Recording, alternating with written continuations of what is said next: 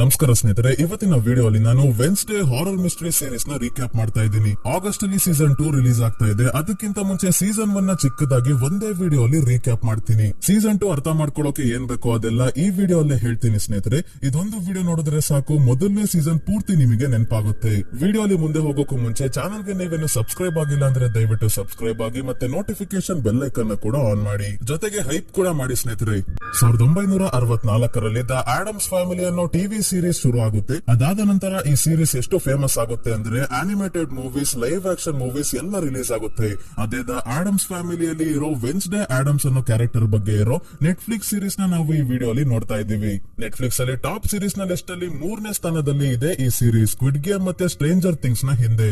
So ಈಗ ಮೊದಲನೇ season ಅಲ್ಲಿ ಏನಾಯ್ತು ಅಂತ ನೋಡೋದಾದ್ರೆ, ವೆನ್ಸ್ಡೇ ಆಡಮ್ಸ್ ಅನ್ನೋ ಹೈಸ್ಕೂಲ್ ಹುಡುಗಿ ಯಾವಾಗೂ ಮುಖ ಉದಿಸ್ಕೊಂಡಿರ್ತಾಳೆ, ನಗೋದು ಇಲ್ಲ, ಅಳೋದು ಇಲ್ಲ, ತನ್ನ ಭಾವನೆಗಳನ್ನೆಲ್ಲ ತನ್ನೊಳಗೆ ಇಟ್ಕೊಂಡಿರ್ತಾಳೆ, ಹೊರಗೆ ಬರೋಕೆ ಬಿಡಲ್ಲ. ಅವಾಗವಾಗ ಸೀರಿಯಸ್ ಆಗಿ ತಮಾಷೆ ಮಾಡ್ತಾಳೆ. ಇದರಿಂದ ಸುತ್ತಮುತ್ತ ಇರೋ ಜನರೆಲ್ಲ ಹೆದರ್ಕೊಂತಾರೆ. ಡಾರ್ಕ್ ಹ್ಯೂಮರ್, ಅದಕ್ಕೆ ಯಾವಾಗ್ಲೂ ಸಾಯೋದ್ರ ಬಗ್ಗೆನೆ ಮಾತಾಡ್ತಾ ಇರ್ತಾಳೆ ವೆನ್ಸ್ಡೇ. ಈಗ ಸ್ಕೂಲ್ಗೆ ಬಂದು ತನ್ನ ಲಾಕರ್ ನ ಓಪನ್ ಮಾಡಿದಾಗ ಒಳಗೆ ತಮ್ಮ ಪಕ್ಸ್ಲಿನ ಬೇರೆ ಹುಡುಗರು ಕಟ್ ಹಾಕಿ ಲಾಕರ್ ಒಳಗೆ ಹಾಕಿದ್ದಾರೆ. ಇವನ ಕೈಯನ್ನ ಟಚ್ ಮಾಡ್ತಿದ್ದಂಗೆ ಇವನಿಗೆ ಈ ರೀತಿ ಮಾಡಿದ್ದು ಯಾರು ಅಂತ ವಿಷನ್ ಕಾಣಿಸುತ್ತೆ. ಇದೇ ಇವಳ ಸೂಪರ್ ಪವರ್ ಸ್ನೇಹಿತರೆ.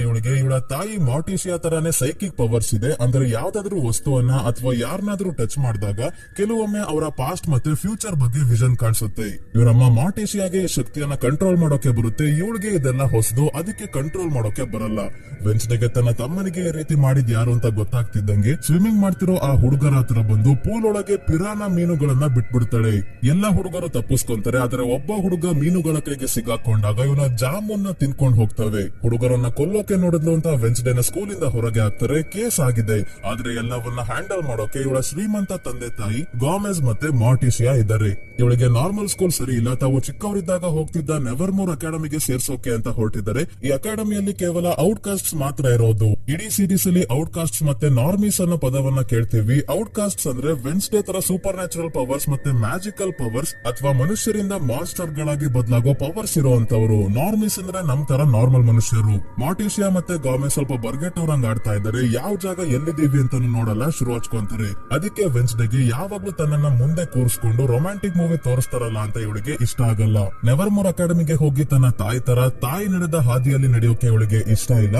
ಅದಕ್ಕೆ ಕೋಪ ಮಾಡ್ಕೊಂಡಿದ್ದಾಳೆ. ಇವಳಿಗೆ ಸ್ವತಂತ್ರವಾಗಿ ಬದುಕಬೇಕು, ತನಗೆ ಇಷ್ಟ ಬಂದಿದ್ದನ್ನ ಮಾತ್ರ ಮಾಡ್ಬೇಕು ಅಂತ ಆಸೆ. ನಂತರ ಇವರು ನೆವರ್ಮೋರ್ ಅಕಾಡೆಮಿಗೆ ಬಂದಾಗ ಗೊತ್ತಾಗುತ್ತೆ, ಈ ಬೋರ್ಡಿಂಗ್ ಸ್ಕೂಲ್ ನ ಪ್ರಿನ್ಸಿಪಲ್ ವಿಮ್ಸ್ ಮತ್ತೆ ಮಾರ್ಟಿಸಿಯಾ ಇಬ್ರು ಆಗ ಕ್ಲಾಸ್ಮೇಟ್ಸ್ ಆಗಿದ್ರು. ಅಷ್ಟೇ ಅಲ್ಲ, ರೂಮ್ ಮೇಟ್ಸ್ ಕೂಡ ಆಗಿದ್ರು. ವೆನ್ಸ್ಡೇಗೆ ಈ ತರ ಯಾಕೆ ಹೆಸರಿಟ್ಟಿದ್ದಾರೆ ಅಂದ್ರೆ, ಮಾರ್ಟಿಸಿಯಾ ಒಂದು ನರ್ಸರಿ ರೈಮ್ಸ್ ಅಲ್ಲಿ ಬರೋ Wednesday child is full of woe ಅನ್ನೋ ಲೈನ್ ಇಂದ ಇನ್ಸ್ಪೈರ್ ಆಗಿರ್ತಾಳೆ. ಈ ಲೈನ್ ನ ಅರ್ಥ, ಬುಧವಾರ ಹುಟ್ಟಿರೋ ಮಕ್ಕಳಿಗೆ ಬೇರೆ ದಿನ ಹುಟ್ಟಿರೋ ಮಕ್ಕಳಿಗೆ ಕಂಪೇರ್ ಮಾಡಿದ್ರೆ ಸ್ವಲ್ಪ ಜಾಸ್ತಿನೇ ದುಃಖ, ಜೀವನದಲ್ಲಿ ತೊಂದ್ರೆ ಜಾಸ್ತಿನೇ ಇರುತ್ತೆ, ಮತ್ತೆ ಇಲ್ದೇ ಇರೋ ತೊಂದ್ರೆ ಮೈ ಮೇಲೆ ಎಳ್ಕೊಂತಾರೆ ಅಂತ. ವೆನ್ಸ್ಡೇಗೆ ಈ ಸೀರೀಸ್ ಪೂರ್ತಿ ಇದೆ ಆಗೋದು. ನಾನು ಕೂಡ ಹುಟ್ಟಿರೋದು ಬುಧವಾರನೇ. ನೀವ್ ಯಾರ್ಯಾರು ಬುಧವಾರ ಹುಟ್ಟಿದ್ದೀರಾ ಸ್ನೇಹಿತರೆ, ಕಮೆಂಟ್ ಮಾಡಿ ತಿಳಿಸಿ. ವೆನ್ಸ್ಡೇನ ಈ ನೀಡನ್ನು ಹುಡುಗಿ ಇರೋ ರೂಮ್ ಗೆ ಕಳಿಸ್ತಾರೆ. ಇವಳ ರೂಮ್ ಫುಲ್ ಜಾತ್ರೆ. ವೆನ್ಸ್ಡೇಗೆ ಕಲರ್ ಪಿಂಕ್ ಕಲರ್ ಎಲ್ಲ ಇಷ್ಟ ಆಗಲ್ಲ, ಡಾರ್ಕ್ ಕಲರ್ಸ್ ಅಂದ್ರೆ ಇಷ್ಟ. ಈ ನೀಡ್ ವೆನ್ಸ್ಡೇನ ನೋಡಿ ಯಾಕಿಷ್ಟು ಸಪ್ಪುಗಿದ್ಯಾ ಅಂದಾಗ ಇವಳು ಯಾವಾಗ್ಲೂ ಸತ್ ಹೆಣ ಇದ್ದಂಗೆ ಇರ್ತಾಳೆ ಅಂತಾರೆ ಇವರಪ್ಪ. ಈ ನೀಡ್ ವೆನ್ಸ್ಡೇನ ಸ್ಕೂಲ್ ನ ತೋರ್ಸೋಕೆ ಕರ್ಕೊಂಡ್ ಬಂದಾಗ ಇಲ್ಲಿ ವಿಚಿತ್ರವಾದ ಪ್ರಾಣಿಗಳಿರೋದನ್ನ ನೋಡ್ತೀವಿ. ಅಂದ್ರೆ ಮಕ್ಕಳ ರೀತಿ ಕಾಣ್ತಾರೆ ಮೇಲ್ನೋಟಕ್ಕೆ. ಆದ್ರೆ ಇವರೆಲ್ಲ ವೇರ್ ವೋಲ್ಫ್ಸ್, ವ್ಯಾಂಪೈರ್, ಸೈರನ್ ಗಳಾಗಿದ್ದಾರೆ. ಸೈರನ್ ಗಳಂದ್ರೆ ಅದು ಹಾರ್ನ್ ತರ ಅಲ್ಲ ಸ್ನೇಹಿತರೆ. ಸೈರನ್ಸ್ ಅಂದ್ರೆ ನೋಡೋಕೆ ಮರ್ಮೇಡ್ ತರ, ಆದ್ರೆ ಮರ್ಮೇಡ್ ಅಲ್ಲ. ಸಮುದ್ರದಲ್ಲಿ ಶಿಪ್ ಅಲ್ಲಿ ಹೋಗ್ಬೇಕಾದ್ರೆ ಈ ಸೈರನ್ ಗಳು ಹಾಡನ್ನ ಹಾಡ್ತವೆ. ಈ ಹಾಡಿಗೆ ಸಂಮೋಹನಕ್ಕೊಳಗಾಗಿ ಈ ಸೈರನ್ ಗಳ ಮಾತನ್ನ ಕೇಳಿ ಶಿಪ್ ಅಲ್ಲಿ ಇದ್ದವರೆಲ್ಲ ಒಂದಲ್ಲ ಒಂದು ರೀತಿ ಸಾವನ್ನಪ್ತಾರೆ. ಇದು ಈ ಸೈರನ್ ಗಳ ಕತೆ. ಸೈರನ್ ಗಳಲ್ಲಿ ಒಬ್ಳು ಬಿಯಾಂಕಾ, ಎಲ್ಲರಿಗಿಂತ ನಾನೇ ಗ್ರೇಟ್ ಅನ್ಕೊಂಡಿರ್ತಾಳೆ. ಅಲ್ಲೇ ಹಿಂದೆ ಇವಳ ಎಕ್ಸ್ ಬಾಯ್ ಫ್ರೆಂಡ್ ಪೇಂಟಿಂಗ್ ಮಾಡ್ತಾ ಇದ್ದಾನಲ್ಲ, ಅವನ ಹೆಸರು ಸೇವಿಯರ್ ಅಂತ. ಆರ್ಟ್ ನ ಜೀವಂತಗೊಳಿಸೋ ಆರ್ಟಿಸ್ಟ್ ಇವನು. ಇನ್ನ ಸ್ಟೋನರ್ಸ್ ಅಥವಾ ಗಾರ್ಗಾನ್ಸ್ ಅನ್ನೋರು ಕೂಡ ಇದ್ದಾರೆ. ಇವರಲ್ಲಿ ಒಬ್ಬ ಏಜಾಕ್ಸ್ ಅನ್ನೋನಿಗೆ ಈ ನೀಡ್ ಕಾಣಾಗ್ತಾ ಇರ್ತಾಳೆ. ಇವರ ಕೂದಲು ಹಾವುಗಳ ರೀತಿ ಇರುತ್ತೆ. ಅದನ್ನ ನೋಡಿದವರು ಕಲ್ಲಿನ ರೀತಿ ಆಗೋಗ್ತಾರೆ. ಹಾಗಾಗಿ ಯಾವಾಗ್ಲೂ ಟೋಪಿ ಹಾಕಿರ್ತಾರೆ. ಎಲ್ಲ ಆದ್ಮೇಲೆ ಮಾರ್ಟಿಸಿಯಾ ತನ್ನ ಒಂದು ನೆಕ್ಲೆಸ್ ನ ವೆನ್ಸ್ಡೇಗೆ ಕೊಟ್ಟು ಹೋಗ್ತಾಳೆ. ಇದರ ಮೇಲೆ ಡಬ್ಲ್ಯೂ ಮತ್ತೆ ಎಂ ತಾಯಿ ಮಗಳ ಇನಿಷಿಯಲ್ಸ್ ಇದೆ. ಆದ್ರೆ ಇದೇ ನೆಕ್ಲೆಸ್ ಗೆ ವಿಷನ್ ತೋರಿಸೋ ಶಕ್ತಿ ಕೂಡ ಇದೆ. ಹೋಗ್ಬೇಕಾದ್ರೆ ಗೋಮೆಸ್ ತಮ್ಮ ಮಗಳ ಮೇಲೆ ಕಣ್ಣಿಡೋಕೆ ಅಂತ ಥಿಂಗ್ ಅನ್ನೋ ಕಟ್ ಆಗಿರೋ ಕೈನ ಬಿಟ್ಟು ಹೋಗ್ತಾರೆ. ಇದಕ್ಕೆ ಕಣ್ಣಿಲ್ಲ ಆದ್ರೂ ಕಾಣುತ್ತೆ, ಕಿವಿ ಇಲ್ಲ ಆದ್ರೂ ಕೇಳಿಸುತ್ತೆ. ವೆನ್ಸ್ಡೇ ಇಲ್ಲಿಂದ ತಪ್ಪಿಸ್ಕೊಂತಾಳೆ ಅಂತ ಭಯ ಮಾರ್ಟಿಸಿಯಾ ಮತ್ತೆ ಗೋಮೆಸ್ಗೆ. ಈ ನೆವರ್ಮೋರ್ ಅಕಾಡೆಮಿ ಇರೋದು ಜೆರಿಕೋ ಅನ್ನೋ ಟೌನ್ ಅಲ್ಲಿ. ಇಲ್ಲಿ ಒಂದು ಮಾನ್ಸ್ಟರ್ ನ ಕಾಟ ಶುರು ಆಗಿದೆ. ಹೈಕಿಂಗ್ ಅಂತ ಕಾಡಿಗೆ ಹೋದವರು ಒಂದ್ ಪೀಸ್ ಅಲ್ಲಿ ವಾಪಸ್ ಬರಲ್ಲ, ಪೀಸ್ ಆಗಿ ವಾಪಸ್ ಬರ್ತಾರೆ. ಅಷ್ಟು ಭೀಕರವಾಗಿ ಆ ಮಾನ್ಸ್ಟರ್ ಕಾಡಿಗೆ ಹೋದ ಜನರನ್ನ ಕೊಲ್ತಾ ಇದೆ. ಇಲ್ಲಿನ ಲೋಕಲ್ ಶರೀಫ್ ಅಂದ್ರೆ ಆದ್ರೆ ಪೊಲೀಸ್ ಆಫೀಸರ್ಗೆ ನೆವರ್ ಮೋರ್ ಅಲ್ಲಿ ಇರೋ ಯಾರೋ ಸ್ಟೂಡೆಂಟೇ ಈ ಮಾನ್ಸ್ಟರ್ ಆಗಿ ಈ ಕೆಲಸ ಮಾಡ್ತಿರ್ಬೋದು ಅಂತ ಡೌಟ್, ಆದ್ರೆ ಪ್ರೂಫ್ ಇಲ್ಲ. ಈ ಕಡೆ ವೆನ್ಸ್ಡೇ ರೂಮ್ ನ ಅರ್ಧ ಭಾಗ ಡಿವೈಡ್ ಮಾಡಿದ್ದಾಳೆ. ಒಂದು ಸೈಡ್ ಈನಿಡ್ ನ ಜಾತ್ರೆ, ಇನ್ನೊಂದು ಸೈಡ್ ಅಲ್ಲಿ ವೆನ್ಸ್ಡೇಯ ದೆವ್ವದ ಮನೆ. ಈನಿಡ್ ಇರೋ ಬರೋ ಸೋಷಿಯಲ್ ಮೀಡಿಯಾದಲ್ಲೆಲ್ಲ ಇದ್ದಾಳೆ, ಫೋನ್ ಲ್ಯಾಪ್ಟಾಪ್ ಎಲ್ಲ ಯೂಸ್ ಮಾಡ್ತಾಳೆ. ಆದ್ರೆ ವೆನ್ಸ್ಡೇ ಹಳೆ ಟೈಪ್ ರೈಟರ್ ಹಿಡ್ಕೊಂಡು ನಾವೆಲ್ ಬರೀತಾ ಇರ್ತಾಳೆ. ಇಲ್ಲಿ ನಮಗೆ ಹೊಸ ಕ್ಯಾರೆಕ್ಟರ್ ನ ಇಂಟ್ರೊಡ್ಯೂಸ್ ಮಾಡ್ತಾರೆ, ಟೀಚರ್ ಮ್ಯಾರ್ಲಿನ್. ಈ ವಿಚಿತ್ರವಾದ ಪ್ರಾಣಿಗಳಿರೋ ಈ ಸ್ಕೂಲ್ ಅಲ್ಲಿ ಇವರೊಬ್ರೆ ನಾರ್ಮಲ್. ಇನ್ನ ಈನಿಡ್ ಬಗ್ಗೆ ಹೇಳೋದು ಮರ್ತೋದೆ, ಇವಳು ಕೂಡ ವೇರ್ ವುಲ್ಫ್. ಆದ್ರೆ ಇನ್ನು ಒಳಗಿರೋ ವೇರ್ ವುಲ್ಫ್ ಹೊರಗೆ ಬರ್ತಾ ಇಲ್ಲ, ಕೇವಲ ಶಾರ್ಪ್ ಆಗಿರೋ ಕ್ಲಾಸ್ ಹೊರಗೆ ಬರುತ್ತೆ ಅಷ್ಟೇ. ನಂತರ ರೋವನ್ ಅನ್ನು ಹುಡುಗ ಪರಿಚಯ ಆಗ್ತಾನೆ. ಇವನು ಮತ್ತೆ ಝೇವಿಯರ್ ಇಬ್ರು ರೂಮ್ ಮೇಟ್ಸ್. ಒಂದಿನ ರಾತ್ರಿ ವೆನ್ಸ್ಡೇ ಮಳೆಯಲ್ಲಿ ನಡ್ಕೊಂಡು ಹೋಗ್ಬೇಕಾದ್ರೆ ಬಿಲ್ಡಿಂಗ್ ಮೇಲಿಂದ ಸ್ಟ್ಯಾಚು ಬೀಳೋ ಅಷ್ಟರಲ್ಲಿ ಝೇವಿಯರ್ ಇವಳನ್ನ ಕಾಪಾಡ್ತಾನೆ. ಯಾಕೆ ಆ ಸ್ಟ್ಯಾಚು ಬಿತ್ತು ಅಂತ ಮುಂದೆ ನೋಡೋಣ. ಇವಳನ್ನ ಬಚ್ಚಿಡ್ಕೊಂಡೆ ಗಮನಿಸ್ತಾ ಇದ್ದ ಥಿಂಗ್ ಕೂಡ ಇವಳ ಕೈಗೆ ತಗಲಾಕೊಡುತ್ತೆ. ನೀನು ನನಗೆ ಹೆಲ್ಪ್ ಮಾಡ್ಬೇಕು, ಮಾಡ್ಲಿಲ್ಲ ಅಂದ್ರೆ ಬೆರಳುಗಳು ಮುರಿದಾಗ್ತೀನಿ ಅಂತ ಬ್ಲಾಕ್ ಮೇಲ್ ಮಾಡಿ ತನ್ನ ಕೆಲಸ ಥಿಂಗ್ ಕೈಯಲ್ಲಿ ಮಾಡಿಸ್ಕೊಳ್ಳೋಕೆ ಶುರು ಮಾಡ್ತಾಳೆ ವೆನ್ಸ್ಡೇ. ಮೊದಲನೇ ಕೆಲಸ ಏನಂದ್ರೆ ಈ ನೆವರ್ಮೋರ್ ಅಕಾಡೆಮಿಯಿಂದ ಎಸ್ಕೇಪ್ ಆಗೋಕೆ ಸಹಾಯ ಮಾಡೋದು.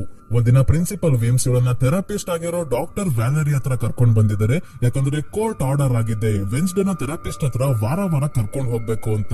ವೆನ್ಸ್ಡೇ ಡಾಕ್ಟರ್ ವ್ಯಾಲರಿ ಹತ್ರ ಬಂದಾಗ ವಾಶ್ರೂಮ್ ಗೆ ಹೋಗ್ಬೇಕು ಅಂತ ಹೇಳಿ ಕಿಟಕಿಯಿಂದ ಎಸ್ಕೇಪ್ ಆಗ್ತಾಳೆ. ಆದ್ರೆ ನೆವರ್ಮೋರ್ ಇಂದ ಹೊರಗೆ ನಡ್ಕೊಂಡು ಹೋಗೋಕ್ ಆಗಲ್ವಲ್ಲ, ಅದಕ್ಕೆ ಸಹಾಯ ಕೇಳ್ಕೊಂಡು ಒಂದು ಕ್ಯಾಫೆಗೆ ಬರ್ತಾಳೆ. ಈ ಕ್ಯಾಫೆ ಟೈಲರ್ ಗೆ ಸೇರಿದ್ದು. ಶರೀಫ್ ನ ಮಗ ಇವನು ತನ್ನ ಕೆಲಸ ಮುಗಿಸಿ ಇವನೇ ಹತ್ರದಲ್ಲಿ ಇರೋ ರೈಲ್ವೆ ಸ್ಟೇಷನ್ ಗೆ ವೆನ್ಸ್ಡೇನ ಬಿಟ್ಟು ಬರೋದಾಗಿ ಹೇಳ್ತಾನೆ. ಆದ್ರೆ ಕೆಫೆಗೆ ಮೇಯರ್ ನ ಮಗ ಲೂಕಾಸ್ ತನ್ನ ಫ್ರೆಂಡ್ಸ್ ಜೊತೆ ಬಂದು ಗಲಾಟೆ ಮಾಡಿದಾಗ ವೆನ್ಸ್ಡೇ ಒಬ್ಳೆ ಎಲ್ಲರಿಗೂ ಹೊಡಿತಾಳೆ. ಹಿಂದೆನೆ ಏನ್ ಗಲಾಟೆ ಅಂತ ಟೈಲರ್ ಅವರ ಅಪ್ಪ ಶರೀಫ್ ಇಲ್ಲಿಗೆ ಬಂದಾಗ ಎಲ್ಲಿ ಪ್ರಾಬ್ಲಮ್ ಕ್ರಿಯೇಟ್ ಆಗಿರುತ್ತೋ ಅಲ್ಲಿ ವೆನ್ಸ್ಡೇ ಇರ್ತಾಳೆ ಅಂತ ಪ್ರಿನ್ಸಿಪಲ್ ವಿಮ್ಸ್ ಇಲ್ಲಿಗೆ ಬಂದು ಇವಳನ್ನ ವಾಪಸ್ ಕರ್ಕೊಂಡು ಹೋಗ್ತಾರೆ. ತಪ್ಪಿಸ್ಕೊಂಡು ಹೋಗೋ ಪ್ಲಾನ್ ಫ್ಲಾಪ್ ಆಯ್ತು. ಆದ್ರೆ ಶರೀಫ್ ಇಂದ ವೆನ್ಸ್ಡೇಗೆ ಗೊತ್ತಾಯ್ತು ತನ್ನ ತಂದೆ ಗೋಮೆಸ್ ಕೊಲೆಗಾರ ಅಂತ. ಮತ್ತೆ ಒಂದಿನ ಸುಗ್ಗಿ ಹಬ್ಬ ಇರುತ್ತೆ. ಇವತ್ತು ಟೈಲರ್ ನ ಸಹಾಯದಿಂದ ಎಸ್ಕೇಪ್ ಆಗ್ಲೇಬೇಕು ಅಂತ ವೆನ್ಸ್ಡೇ ಡಿಸೈಡ್ ಮಾಡಿದ್ದಾಳೆ. ಟೈಲರ್ ಜೊತೆ ಇಲ್ಲಿಂದ ಎಸ್ಕೇಪ್ ಆಗ್ಬೇಕಾದ್ರೆ ರೋವನ್ ನ ಗುದ್ಕೊಂಡು ಹೋಗ್ತಾಳೆ.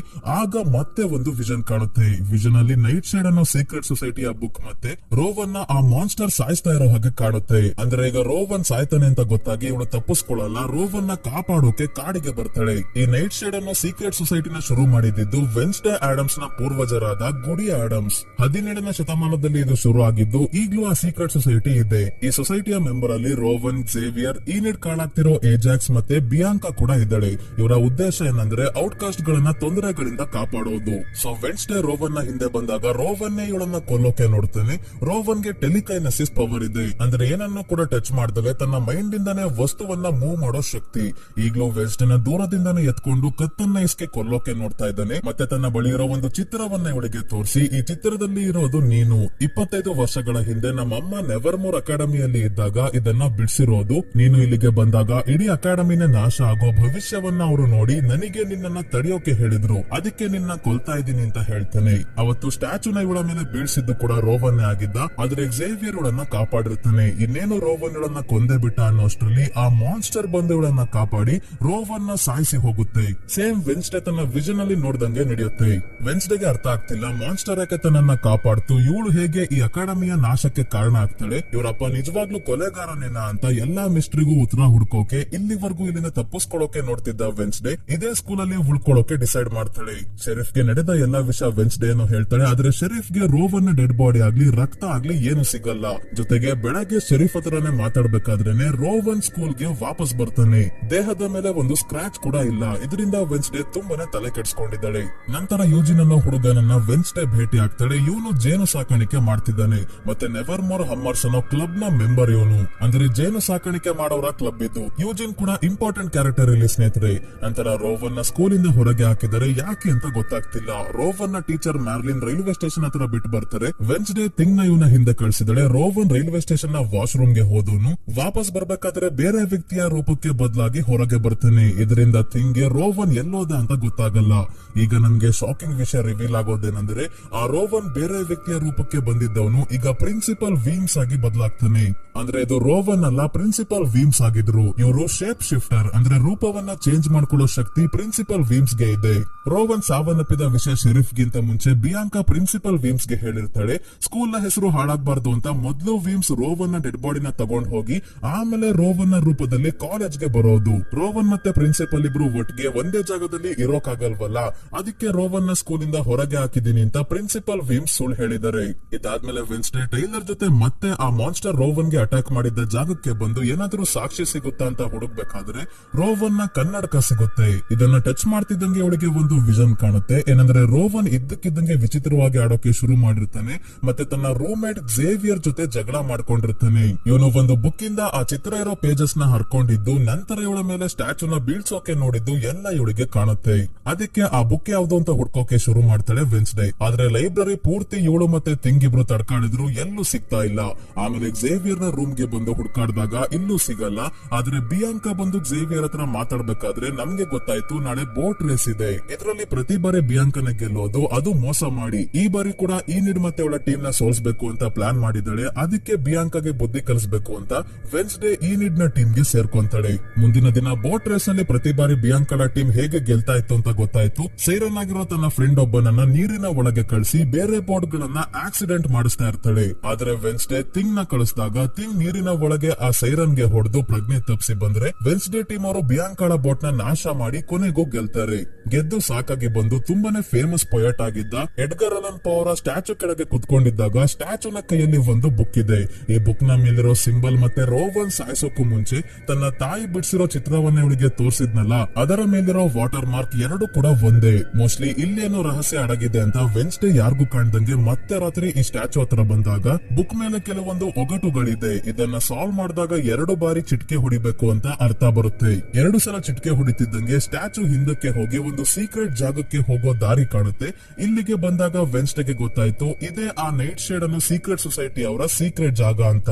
ಈ ಲೈಬ್ರರಿಯ ಬುಕ್ ಇಂದಾನೆ ಆ ಚಿತ್ರವನ್ನ ತಗೊಂಡಿದ್ದು ರೋವನ್. ಆ ಬುಕ್ ಕೂಡ ಇವಳಿಗೆ ಸಿಗುತ್ತೆ. ರೋವನ್ ಚಿತ್ರದ ಅರ್ಧ ಭಾಗ ಮಾತ್ರ ಅರ್ಕೊಂಡಿದ್ದ, ಇನ್ನೊಂದು ಭಾಗದಲ್ಲಿ ಜೋಸೆಫ್ ಕ್ರಾಕ್ಸ್ಟೋನ್ ಅನ್ನೋ ವ್ಯಕ್ತಿ ಇದ್ದಾನೆ. ಈ ಜೋಸೆಫ್ ಕ್ರಾಕ್ಸ್ಟೋನ್ ಬೇರೆ ಯಾರು ಅಲ್ಲ, ಈ ಟೌನ್ ಜೆರಿಕೋನ ಸ್ಥಾಪಿಸಿರೋದು ಇವನೇ. ಇವನಿಗೆ ಔಟ್ಕಾಸ್ಟ್ ಗಳನ್ನ ಕಂಡ್ರೆ ಆಗ್ತಿರಲ್ಲ, ಎಲ್ಲರನ್ನ ಕೊಲ್ಬೇಕು ಅಂತ ಅನ್ಕೊಂಡಿದ್ದ. ಆದ್ರೆ 17ನೇ ಶತಮಾನದಲ್ಲಿ ಅದೇ ವೆನ್ಸ್ಡೇನ ಪೂರ್ವಜರಾಗಿದ್ದ ಗುಡಿ ಆಡಮ್ಸ್ ಇವನನ್ನ ಕೊಂದಿರ್ತಾಳೆ. ಈ ಬುಕ್ ನ ತಗೊಂಡ್ ಹೋಗ್ಬೇಕಾದ್ರೆ ನೈಟ್ ಶೇಡ್ ಸೊಸೈಟಿ ಅವರು ಇವಳನ್ನ ಕಿಡ್ನಾಪ್ ಮಾಡಿ ಚೇರ್ಗೆ ಕಟ್ಟಾಕಿ ಕೂರಿಸ್ಕೊಂತಾರೆ.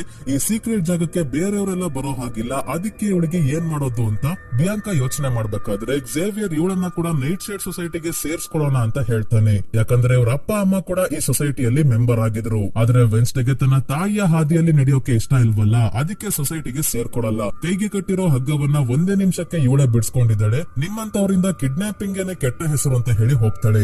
ಒಂದಿನ ಸ್ಕೂಲ್ ಅವರು ಔಟ್ ರೀಚ್ ಡೇ ಅಂತ ಮಾಡ್ತಿದ್ದಾರೆ. ಅಂದ್ರೆ ನೆವರ್ಮೋರ್ ಅಕಾಡೆಮಿಯಲ್ಲಿ ಇರೋರೆಲ್ಲ ಜೆರಿಕೋ ಟೌನ್ ಗೆ ಹೋಗಿ ಅಲ್ಲಿರೋ ಜನರ ಜೊತೆ ವಾಲಂಟಿಯರ್ ಆಗಿ ಕೆಲಸ ಮಾಡೋದು. ಇದೇ ಸಿಕ್ಕಿದ ಚಾನ್ಸ್ ಬುಕ್ ಅಲ್ಲಿ ಆ ಚಿತ್ರದ ಇನ್ನೊಂದು ಭಾಗದಲ್ಲಿ ಇರೋ ಜೋಸೆಫ್ ಕ್ರಾಕ್ಸ್ಟೋನ್ ನ ಬಗ್ಗೆ ತಿಳ್ಕೊಳ್ಳೋಕೆ ಅಂತ ವೆನ್ಸ್ಡೇ ಪಿಲಿಗ್ರಿಮ್ ವರ್ಲ್ಡ್ ಅನ್ನೋ ಥೀಮ್ ಪಾರ್ಕ್ ಗೆ ಬರ್ತಾಳೆ. ಇಲ್ಲಿ ಪಿಲಿಗ್ರಿಮ್ಸ್ ಹೇಗೆ ಬದುಕ್ತಾ ಇದ್ರು ಅನ್ನೋದ್ರ ಬಗ್ಗೆ ಎಲ್ಲ ಡಿಸ್ಪ್ಲೇ ಇಟ್ಟಿದ್ದಾರೆ. ಪಿಲಿಗ್ರಿಮ್ಸ್ ಯಾರು ಅಂತ ನಿಮ್ಗೆ ಗೊತ್ತಿಲ್ಲ ಅಂದ್ರೆ ಹೇಳ್ಬಿಡ್ತೀನಿ ಸ್ನೇಹಿತರೆ. ಇವರು ಬ್ರಿಟಿಷ್ ಅಂದ್ರೆ ಇಂಗ್ಲೆಂಡ್ ಅಲ್ಲಿ ಇದ್ದವರು, ಅಲ್ಲಿಂದ ಅಮೆರಿಕಾಗೆ ಬಂದು ಸೆಟಲ್ ಆಗಿರ್ತಾರೆ. ಇಲ್ಲಿನ ಲೋಕಲ್ ಜನರಿಗೆ ತುಂಬಾನೇ ತೊಂದರೆ ಕೊಟ್ಟಿರ್ತಾರೆ ಈ ಪಿಲಿಗ್ರಿಮ್ಸ್. ಜೋಸೆಫ್ ಕ್ರಾಕ್ಸ್ಟೋನ್ ಕೂಡ ಪಿಲಿಗ್ರಿಮ್ ಆಗಿದ್ದ. ಗುಡಿ ಆಡಮ್ಸ್ ನ ಫ್ಯಾಮಿಲಿನ ಅವನು ಕೊಂದಿರ್ತಾನೆ. ಹೇಗೆ ಅಂತ ಮುಂದೆ ನೋಡೋಣ. ಪಿಲಿಗ್ರಿಮ್ ವರ್ಲ್ಡ್ ಅಲ್ಲಿ ಮೀಟಿಂಗ್ ಹೌಸ್ ಇರುತ್ತೆ. ಇದರಲ್ಲಿ ಜೋಸೆಫ್ ಕ್ರಾಕ್ಸ್ಟೋನ್ ಗೆ ಸೇರಿದ ತುಂಬಾನೇ ವಸ್ತುಗಳು ಇದಾವೆ ಅಂತ ವೆನ್ಸ್ಡೇಗೆ ಗೊತ್ತಾಗಿ ಯಾರಿಗೂ ಕಾಣ್ದಂಗೆ ಮೀಟಿಂಗ್ ಹೌಸ್ ಗೆ ಬರ್ತಾಳೆ. ಇಲ್ಲಿ ತನ್ನ ರೀತಿನೇ ಕಾಣೋ ಗುಡಿ ಆಡಮ್ಸ್ ನ ಪೇಂಟಿಂಗ್ ಅಲ್ಲಿ ನೋಡ್ತಾಳೆ. ಇದಕ್ಕಿಂತ ಮುಂಚೆ ಬೋಟ್ ರೇಸ್ ಇತ್ತಲ್ಲ, ಆಗ್ಲೇ ವಿಷನ್ ಅಲ್ಲಿ ಗುಡಿ ಆಡಮ್ಸ್ ನ ಇವಳು ನೋಡಿದ್ಲು. ಇವಳ ಕೈಯಲ್ಲಿ ಒಂದು ಬುಕ್ ಇರೋದನ್ನ ನೋಡಿ ಇದೇ ರೀತಿ ಬುಕ್ ನ ಡಿಸ್ಪ್ಲೇಗೂ ಇಟ್ಟಿದ್ದಾರೆ. ಬುಕ್ ಆಫ್ ಶಾಡೋಸ್ ಅಂತ ಇದರ ಹೆಸರು. ಇದನ್ನ ಓಪನ್ ಮಾಡಿದಾಗ ಗೊತ್ತಾಯ್ತು ಇದು ನಕಲಿ ಬುಕ್ ಅಂತ.